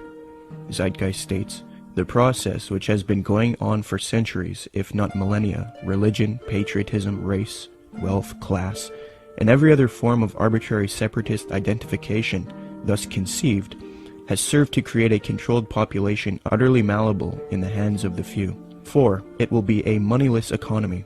Zeitgeist's associate Jacques Fresco states the system uses no money. 5. It will be a command economy. In other words, government planners decide which goods and services are produced and how they are distributed. According to Zeitgeist, distribution of goods and services without the use of money or tokens would be accomplished by establishing distribution centers. These centers would be similar to expositions, where the advantages of new products are explained and demonstrated. Exhibition centers will display what is new and available and will constantly be updated. So as you can see, a side-by-side comparison between the communist model and the Zeitgeist model shows how similar the concepts are. The Marxist website entitled socialismoryourmoneyback.blogspot.com, after reviewing the Zeitgeist movement and their admissions, stated this on July 26, 2009, quote, "This, surely, is the same as what we call world socialism," unquote. So even the socialists will admit that the Zeitgeist movement is in fact world socialism. Adams Wass explains, quote, "Communism and the Marxist utopia of a moneyless society where products were distributed rather than sold and bought," unquote.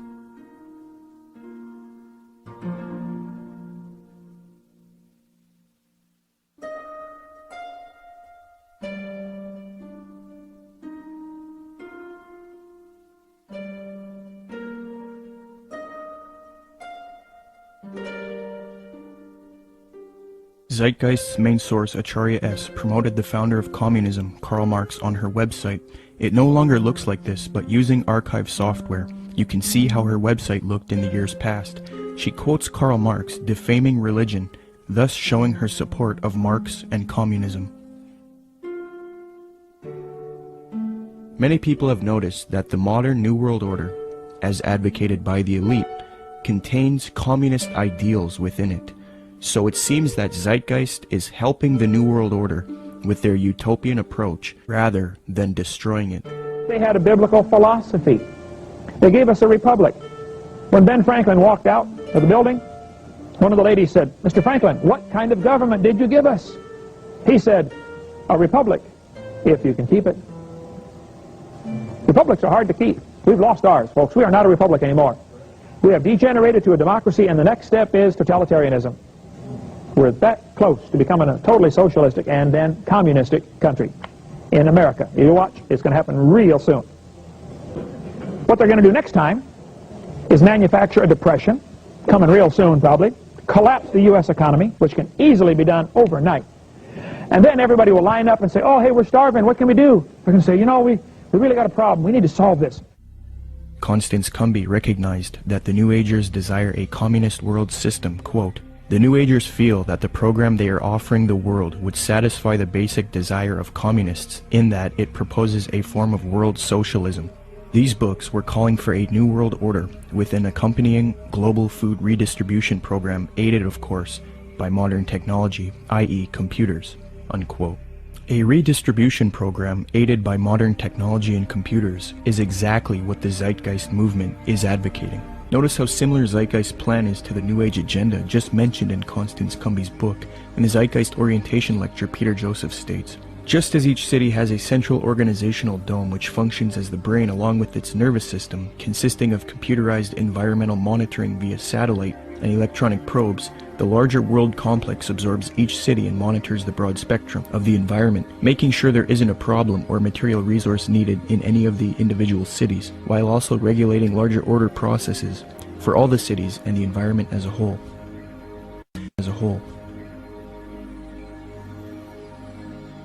Theosophist Alice Bailey concurs, quote, "The true communist platform is sound." Thus, it is not surprising why Zeitgeist advocates a similar system, as the connection they have to Theosophy and the New Age has already been established. Zeitgeist is merely the fulfillment of the New Age agenda, yet they are not telling you that. So the Theosophists and New World Order advocates would love nothing more than for people to join the Zeitgeist movement. In fact, at 47 minutes and 25 seconds into the Zeitgeist orientation lecture, Peter Joseph cites a quotation of Karl Pearson. What is interesting is that the man that Joseph admiringly appeals to support his worldview, Karl Pearson, was a notorious eugenicist and social Darwinist who advocated war against certain races. He was a socialist and contemporary of Karl Marx. In fact, Theodore M. Porter, in his work Karl Pearson, The Scientific Life in the Statistical Age, states, quote, "Pearson's appreciation of Marx was real, especially in early 1881. In his first essay on socialism, he called Marx, quote, one of the most extraordinary characters which this century has produced," unquote. New World Order research involving lectures, radio addresses, and writing used to be conducted by people such as William Cooper, Fritz Springmeier, John Todd, Randall N. Baer, and Kent Hovind. The unifying factor in all of these people was that they were all Christians. They would expose the New World Order and its New Age Luciferian communist aims.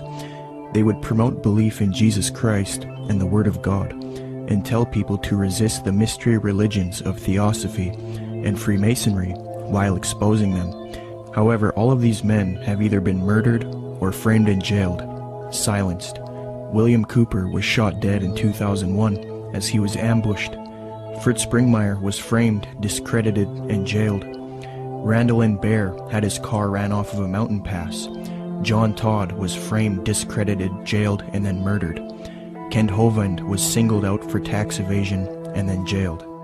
Okay, so Fritz Springmeier, you knew him, right? Yes. Okay, so you got some letters from him, is that? Yes, when Fritz, when they put Fritz in prison, and there's been, it was pretty much a trumped up charge of, I think marijuana or something, talk of robbing a bank, this type of stuff. He got put in prison, and I started corresponding with him at that point because I had read several of his books and actually talked to him personally on several occasions. And we really, all we could do at that point is correspond. Right. So I've got several handwritten letters from him. And the last time I had heard from him was several years back, and he had been in it wasn't his fault, and I think it might have been arranged where he was in a fight. He didn't fight back. Yeah. The guy came and he told me that he was just using his head like a soccer ball, essentially. Really? Oh, it was sad. Wow. It was sad. And Fritz, he never complained in these letters. Yeah. He never, it wasn't like he was like, oh, woe is me, I'm in prison and this or that. He always had a great attitude. He was trying to help other people in there. Yeah. I believe he had a ministry going. Amen. And, I can't say enough good about Fritz Springmeier.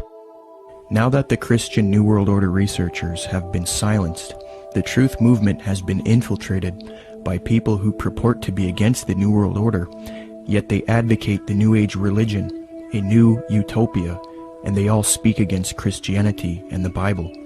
The people who took over the truth movement and who are allowed to live and teach the public, such as Jordan Maxwell, Michael Tessarion, Peter Joseph, David Icke, and others, all of these people have one unifying factor. They are all strictly against Christianity, and they are all heavily associated with the New Age, Theosophy, and Freemasonry. I think Jordan Maxwell is somebody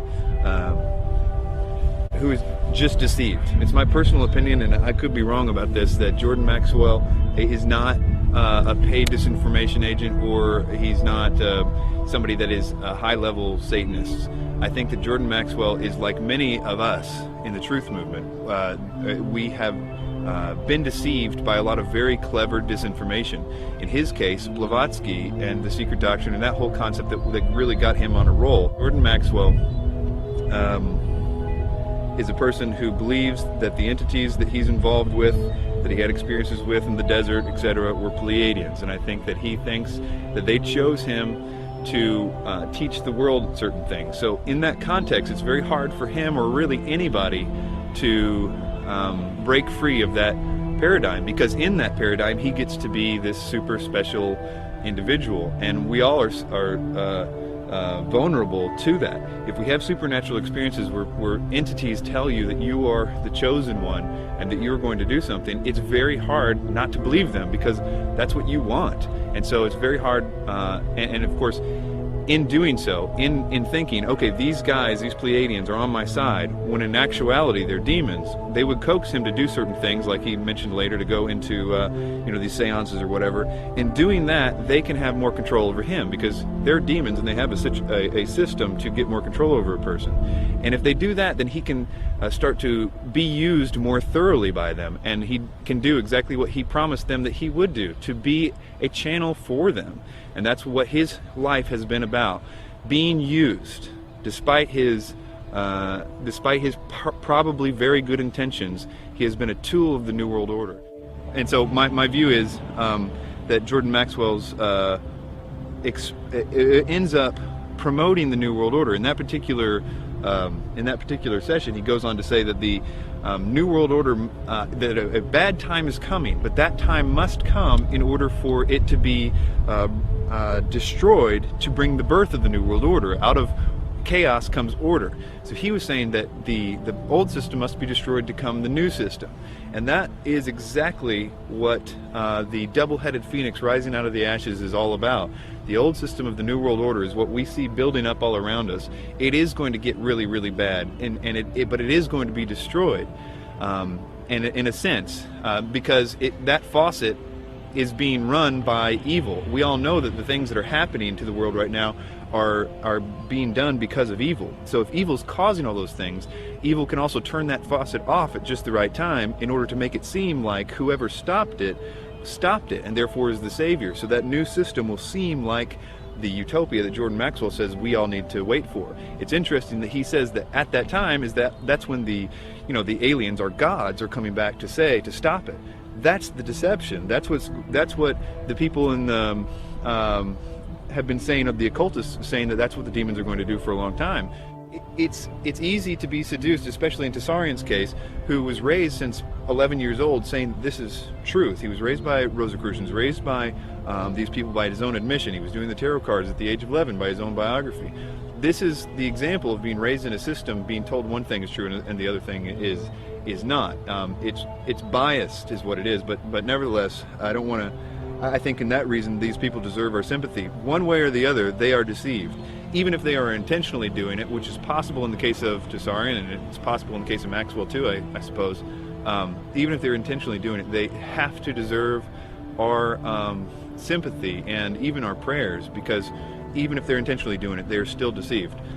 But to wrap that up, Blavatsky and everything that came out of that was what 1 Timothy calls the doctrines of demons, and in the last days people will believe. The New Age and all of that was birthed by Blavatsky, and the New Age ideas will be used to bring in this new world order.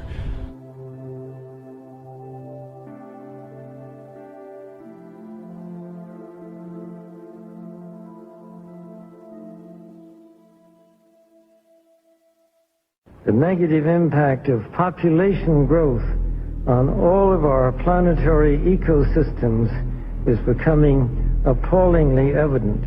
Unless nations will agree to work together to tackle these cross-border challenges posed by population growth, overconsumption of resources, and environmental degradation, the prospects for a decent life on our planet will be threatened. But this callous disregard for the right to life of every human on the face of the earth has been predicted before in the New Testament. John was moved to write, quote, "Yea, the time cometh, that whosoever killeth you will think that he doeth God's service," unquote. The New World Order, ladies and gentlemen, will sail in on a sea of blood.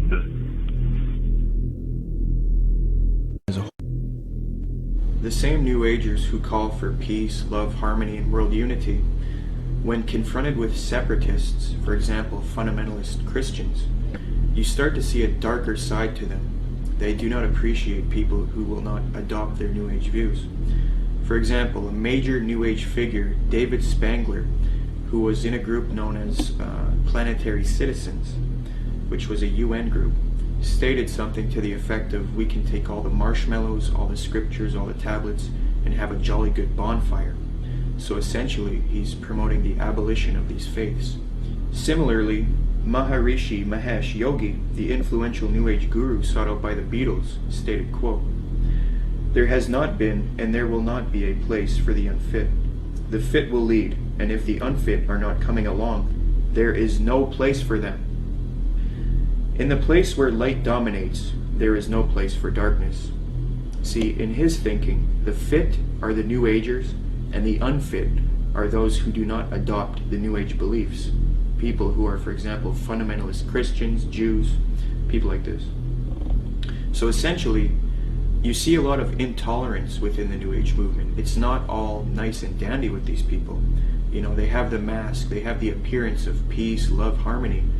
But in their writings, they do come out and say that there is no place for Christians and people who do not accept their beliefs.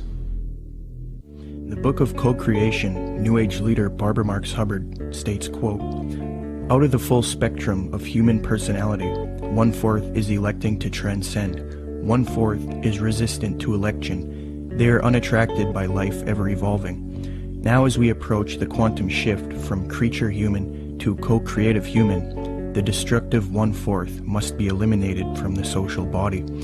Fortunately, you, dearly beloveds, are not responsible for this act. We are. We are in charge of God's selection process for planet Earth.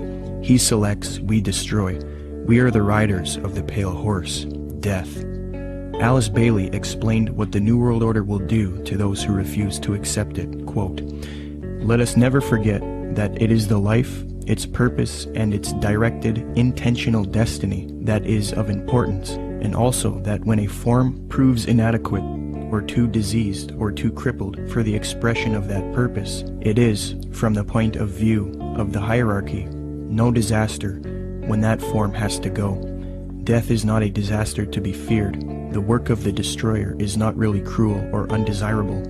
Therefore, there is much destruction permitted by the custodians of the plan, and much evil turned into good," unquote.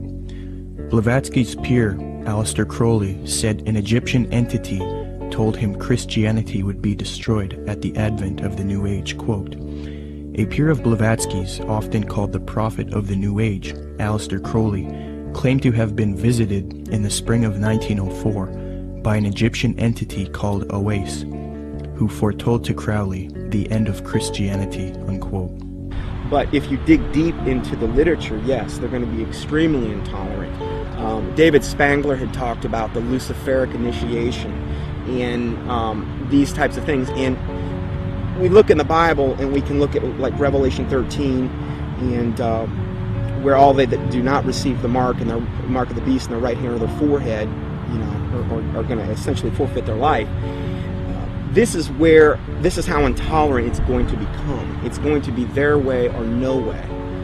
And so, no, they're not going to have any tolerance. I think at first they're going to come as real nice guys, though. I don't think they're going to do that right off the bat. But eventually it's going to get to the point where enough people have bought into it and enough strong delusion is there that, yeah, they're not going to be tolerant whatsoever.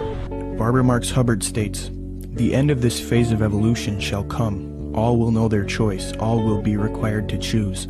All who choose to be natural Christs will be guided from within as to how to proceed. All who choose not to evolve will die off. the kindergarten class of Earth will be over, unquote. Robert Mueller, previously mentioned, states, quote, I am surprised that no one has yet thought of creating a pro-Earth, humanity-challenging organization which would put itself in the shoes of our Mother Earth and rejoice whenever humans diminish in numbers or consume less. It would give yearly prizes to people, events, or institutions which achieve a reduction of the human population or of the consumption of Earth resources. The first prize should go to the United Nations, which through its World Population Conferences and anti-population work has prevented 2,200,000,000 more people from being born between 1952 and the year 2000.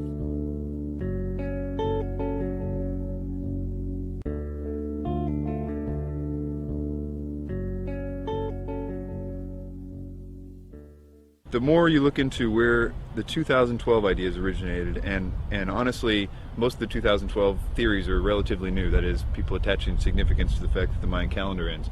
And almost without exception, they are by people that are channeling entities. A lot of times they say it's the Pleiadians that they're talking to, or the Syrians, or in the case of David Wilcock, it's Ra and Seth.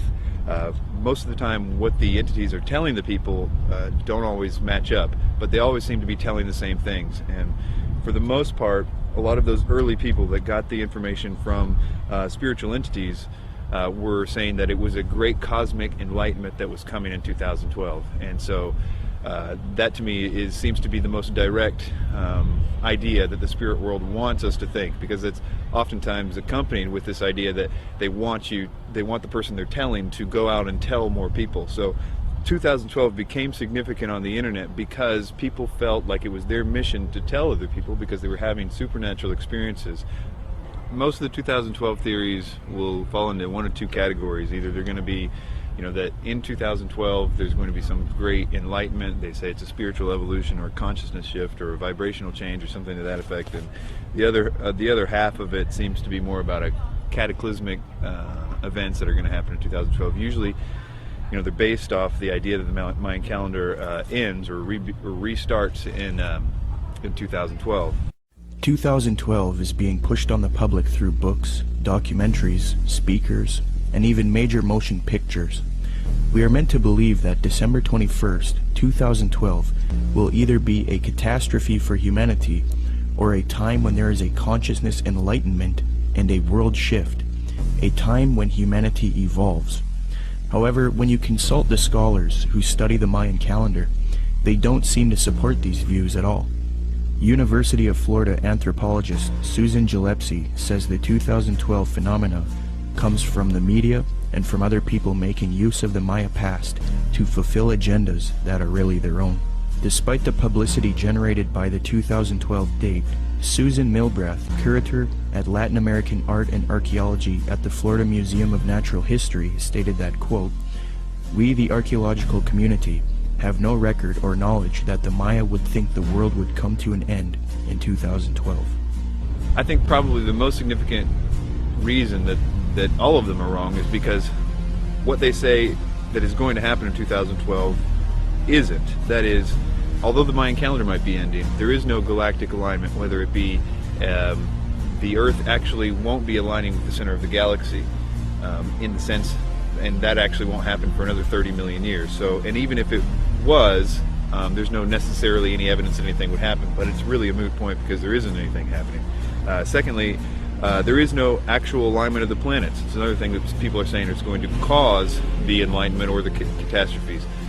And this goes on and on. It's the same thing with the solar flares. It's the same thing with Planet X or Nibiru, or all those things aren't happening. And it's very interesting how you actually can go point by point and find out that each one of those supposed catalysts aren't true.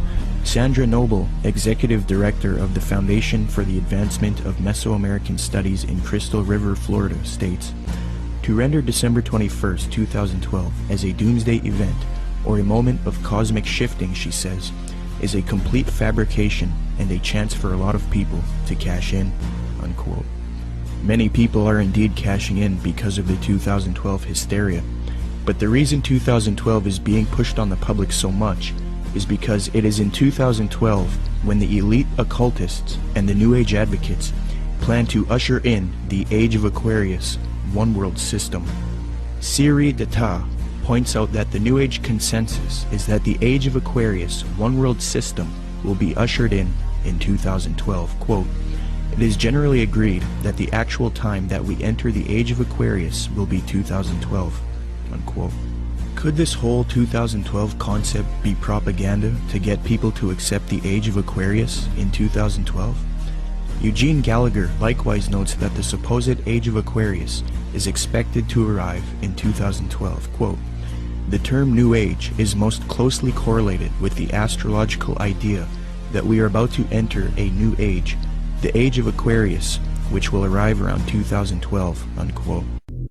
Michael P. Mao states, "Yet 2012 does not mark the end of the world as oft predicted, but the birth of a new golden era, popularly known on the Earth plane as the Age of Aquarius." Unquote.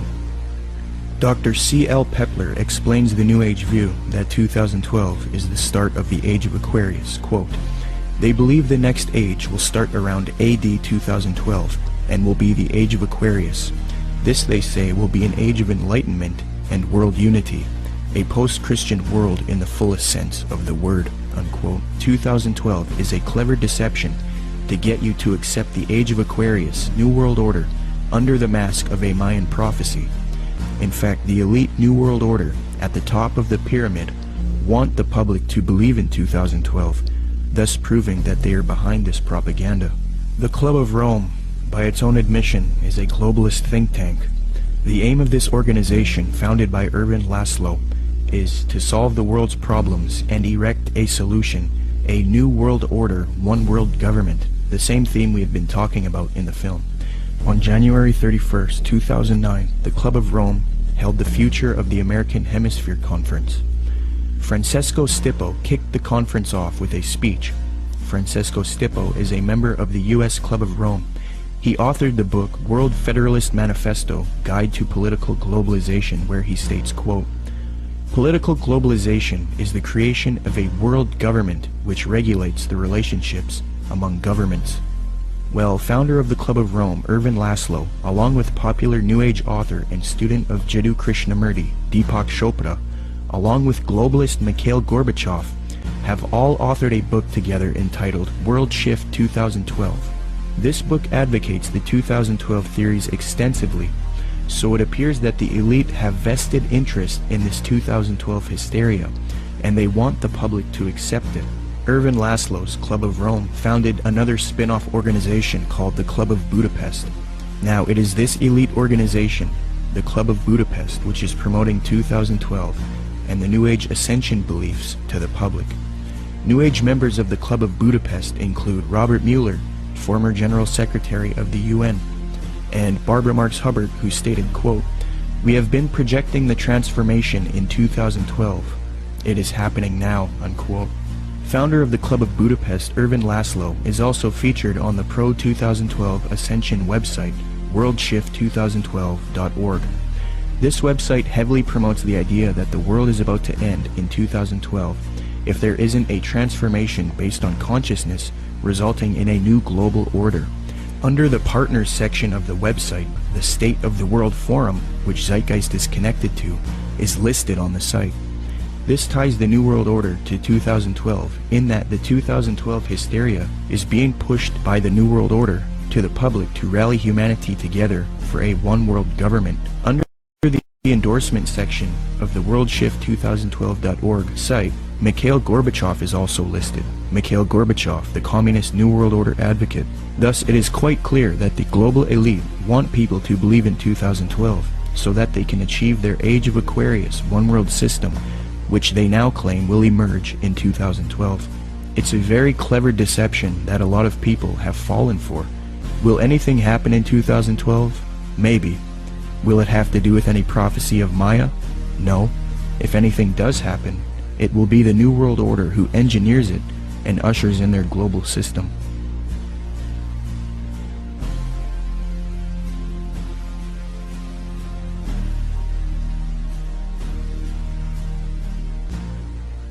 The reason the Christian anti-New World Order researchers have been silenced and replaced with New Age advocates is because the New World Order occultists and New Age advocates hate biblical Christianity. Why? Because the Bible not only refutes their New Age beliefs, but it predicted their coming utopia, calls it out as an evil world system, and tells people to resist it. First, in the Apostle Paul's first letter to Timothy, he warns of these supposed ascended masters who will deceive people with false doctrines. Quote, "The Spirit clearly says that in later times some will abandon the faith and follow deceiving spirits and things taught by demons. Such teachings come through hypocritical liars, whose consciences have been seared as with a hot iron." Paul also predicts the New Age movement, quote, "For the time will come when men will not put up with sound doctrine. Instead, to suit their own desires, they will gather around them a great number of teachers to say what their itching ears want to hear. They will turn their ears away from the truth and turn aside to myths." New Agers will often claim that the Bible promotes their astrological beliefs.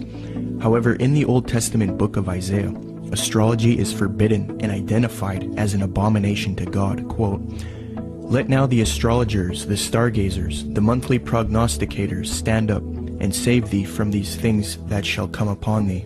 Behold, they shall be as stubble." Zeitgeist's main source, Acharya S., claims that Jesus talks about the age of Pisces in Matthew 28:20, which states, "And teaching them to obey everything I have commanded you, and surely I am with you always to the very end of the age." However, although the zodiac was around in 1st century Palestine, the age concept was not around yet, so the biblical writers could not have been referencing the astrological age. Dr. Noel Swerdlow, professor of astronomy and astrophysics at the University of Chicago, states, "Within which group of stars the vernal equinox was located was of no astrological significance at all. The modern ideas about the age of Pisces or the age of Aquarius are based upon the location of the vernal equinox in the regions of the stars of those constellations. So when this woman says that the Christian fish was a symbol of the coming age of Pisces, she is saying something that no one would have thought of in antiquity." Unquote. When Matthew 28:20 talks about the end of the age, or in Greek, the end of the eon, he is not talking about astrological ages, as this concept was not around yet. The age referred to is that of Jewish understanding. As J.P. Holding remarks, quote, "Zeitgeist is correct that when Jesus refers to the end of the eon, he doesn't mean the end of the world. However, he is also not speaking of the astrological age of Pisces. Rather, in the 1st century Jewish thought, there was an awareness of the current age, ha-alom ha-zeh, and the age to come, ha-alom ha-ba. The distinction between the two appears both in the New Testament and in other Jewish writings. This has nothing to do with astrology." Unquote. Zeitgeist merely tried to deceive the public into the New Age worldview by distorting the biblical data, which actually condemns astrology. Moreover, Jesus, Paul, and John predict this coming world teacher, Antichrist or Maitreya, and the New World Order, one world government. And it is this reason that the elite and the New Agers hate true biblical Christianity.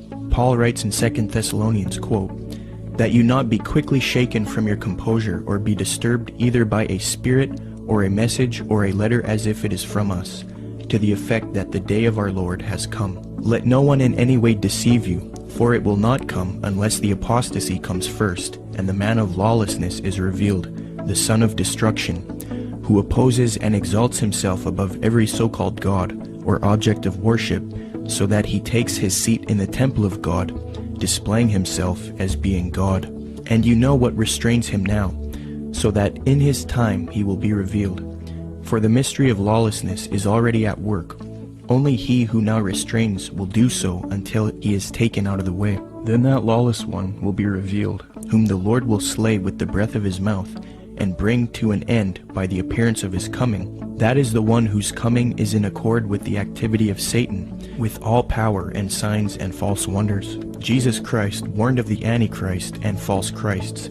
He says not to believe anyone who says, "Look, the Christ has returned." For Jesus Christ's real glorious second coming comes after the false Christ or Antichrist deceives the world. Matthew 43 states, "And Jesus answered and said to them, See to it that no one misleads you, for many will come in my name, saying, I am the Christ, and will mislead many. Then they will deliver you to tribulation and will kill you, and you will be hated by all nations because of my name. Then if anyone says to you, Behold, here is the Christ, or there he is, do not believe him, for false Christs and false prophets will arise, and will show great signs and wonders, so as to mislead if possible even the elect. Behold, I have told you in advance. So if they say to you, Behold, he is in the wilderness, do not go out. Or, Behold, he is in the inner rooms, do not believe them. For just as the lightning comes from the east and flashes even to the west, so will the coming of the Son of Man be. But immediately after the tribulation of those days, the sun will be darkened, and the moon will not give its light, and the stars will fall from the sky, and the powers of the heavens will be shaken. And then the sign of the Son of Man will appear in the sky, and then all tribes of the earth will mourn, and they will see the Son of Man coming on the clouds of the sky with power and grace. In the book of Revelation, the Apostle John warns about this evil world teacher who humanity worships as he claims to be God. And he opened his mouth in blasphemies against God, to blaspheme his name and his tabernacle, that is, those who dwell in heaven. It was also given to him to make war with the saints and to overcome them. And authority over every tribe and people and tongue and nation was given to him. All who dwell on the earth will worship him. Everyone whose name has not been written from the foundation of the world in the book of life of the Lamb who has been slain. And he causes all, the small and the great, the rich and the poor, and the free men and the slaves, to be given a mark on the right hand or their forehead. And he provides that no one will be able to buy or sell, except the one who has the mark, either the name of the beast or the number of his name. Here is wisdom. Let him who has understanding calculate the number of the beast, for the number is that of a man, and his number is 666. John then talks about how the leaders of the world will form a one-world system and give authority to the Antichrist, or false world teacher. Quote, The 10 horns which you saw were 10 kings who have not yet received a kingdom, but they receive authority as kings with the beast for 1 hour. These have one purpose, and they give their power and authority to the beast. These will wage war against the Lamb, and the Lamb will overcome them, because he is Lord of lords and King of kings, and those who are with him are called and chosen and faithful. So if this Maitreya is real, and if he has the support of the New World Order, and if he plays a role in the coming world system, there is a high potential that he is in fact the Antichrist. We will have to wait and see. The Bible talks about how the real Lord Jesus Christ will return after this world system is created, and this world teacher deceives the planet. Revelation 6 says, Then the kings of the earth, the princes, the generals, the rich, the mighty, and every slave and every free man, hid in the caves among the rocks of the mountains. They called to the mountains and the rocks, Fall on us and hide us from the face of him who sits on the throne and from the wrath of the Lamb. For the great day of their wrath has come, and who can stand? The time that it's talking about in the Bible is actually going to be a time when the world is going to be extremely happy to be in this new system. And that includes people that right now think that they know all about the New World Order and all this stuff. Those people, included with the rest of the world, are going to be happy with being in the new system. What the Bible describes as something that is almost impossible to believe, in the sense that people are going to give their worship. These are politically correct people are going to give their worship to a man. That something is going to happen to cause them to worship a man, and that is something we're not ready for. It's something that political leaders don't right now do miracles, for the most part. Right. That the whole concept requires new input. Something different has to happen. And I think that when you look at what the New Age is saying, what they say is going to happen, what every movie is talking about right now, this idea that there is a new rebirth coming, a New Age is going to be supernatural, that the aliens are going to come back, and all these concepts, that if it really happened, we would be, many things would happen, not the least of which would be that we would, as a world, start to be believing in some new sort of doctrine, namely that God doesn't exist, but that we are gods ourselves. And the way that would function is that, here are aliens, and they were just like us at one time, and we're going to evolve like them and be more like them. That inherent in that is the idea that we are also gods. The message that the New Age elite don't want you to know is that there is one God, and 2,000 years ago he entered into creation as Jesus Christ, lived a perfect sinless life, and willingly died on the cross to pay for our sin. And if we accept Jesus Christ into our heart as Lord and repent of our sin, then we are spiritually saved forever. It is this message that the New Agers hate and want to stamp out. But if you realize that the New Age and the New World Order doctrine is a lie and an abomination, and if you want true salvation and the power to stand with Christ against this coming system, say this prayer with me and become a true child of God. Lord Jesus Christ, I ask you to come into my heart as Lord. I accept what you did for me on the cross, dying for my sin. I repent of my sin and I wish to live a life for you. Following your teachings found in the New Testament. Please forgive me of my wicked ways and transform me into a child of God. I pray in Jesus' mighty name, amen. Come, Lord Jesus.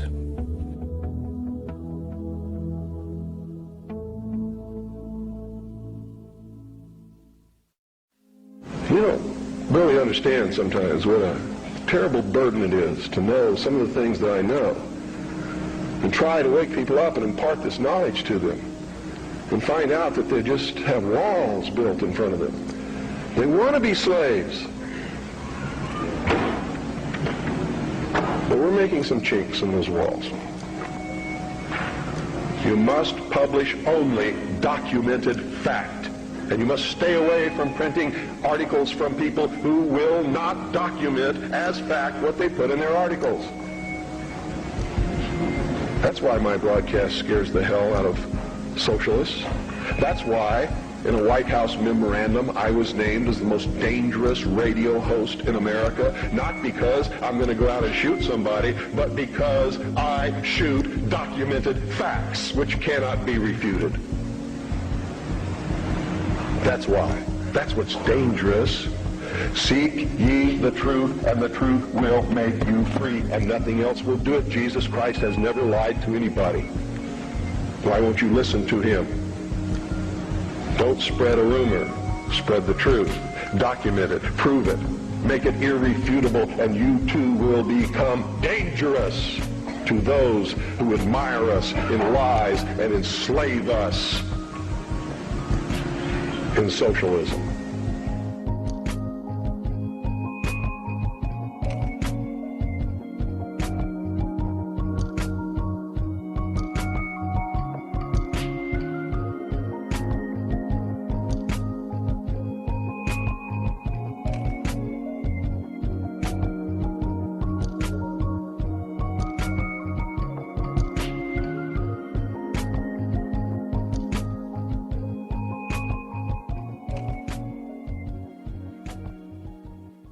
The age of Aquarius, ending duality. Oprah the secret and Eckhart Tolle preach what will bring in a new age reality based in traditions of pagan theosophy. Bound to be thousands of offshoots of Crowley, students of Alice C. Bailey who follow the lies of Helena Blavatsky, radically altering, changing the pages of history, laying the groundwork forged by the tools of Lucifer, paving the way for the United Nations. A slow preparation, patiently waiting since the creation. The Garden of Eden, a planet whose placement in time is persuaded by aliens, outside invasions, abductions, and cow mutilations, creating an atmosphere ripe for the picking with movies and Hollywood implanting trickery, mastery over the masses. The whole world collapses in panic, all desperate for someone to save them. Obey anyone that will answer their questions. The savior of sorts, a new age messiah. The wolf in sheep's clothing is what will transpire.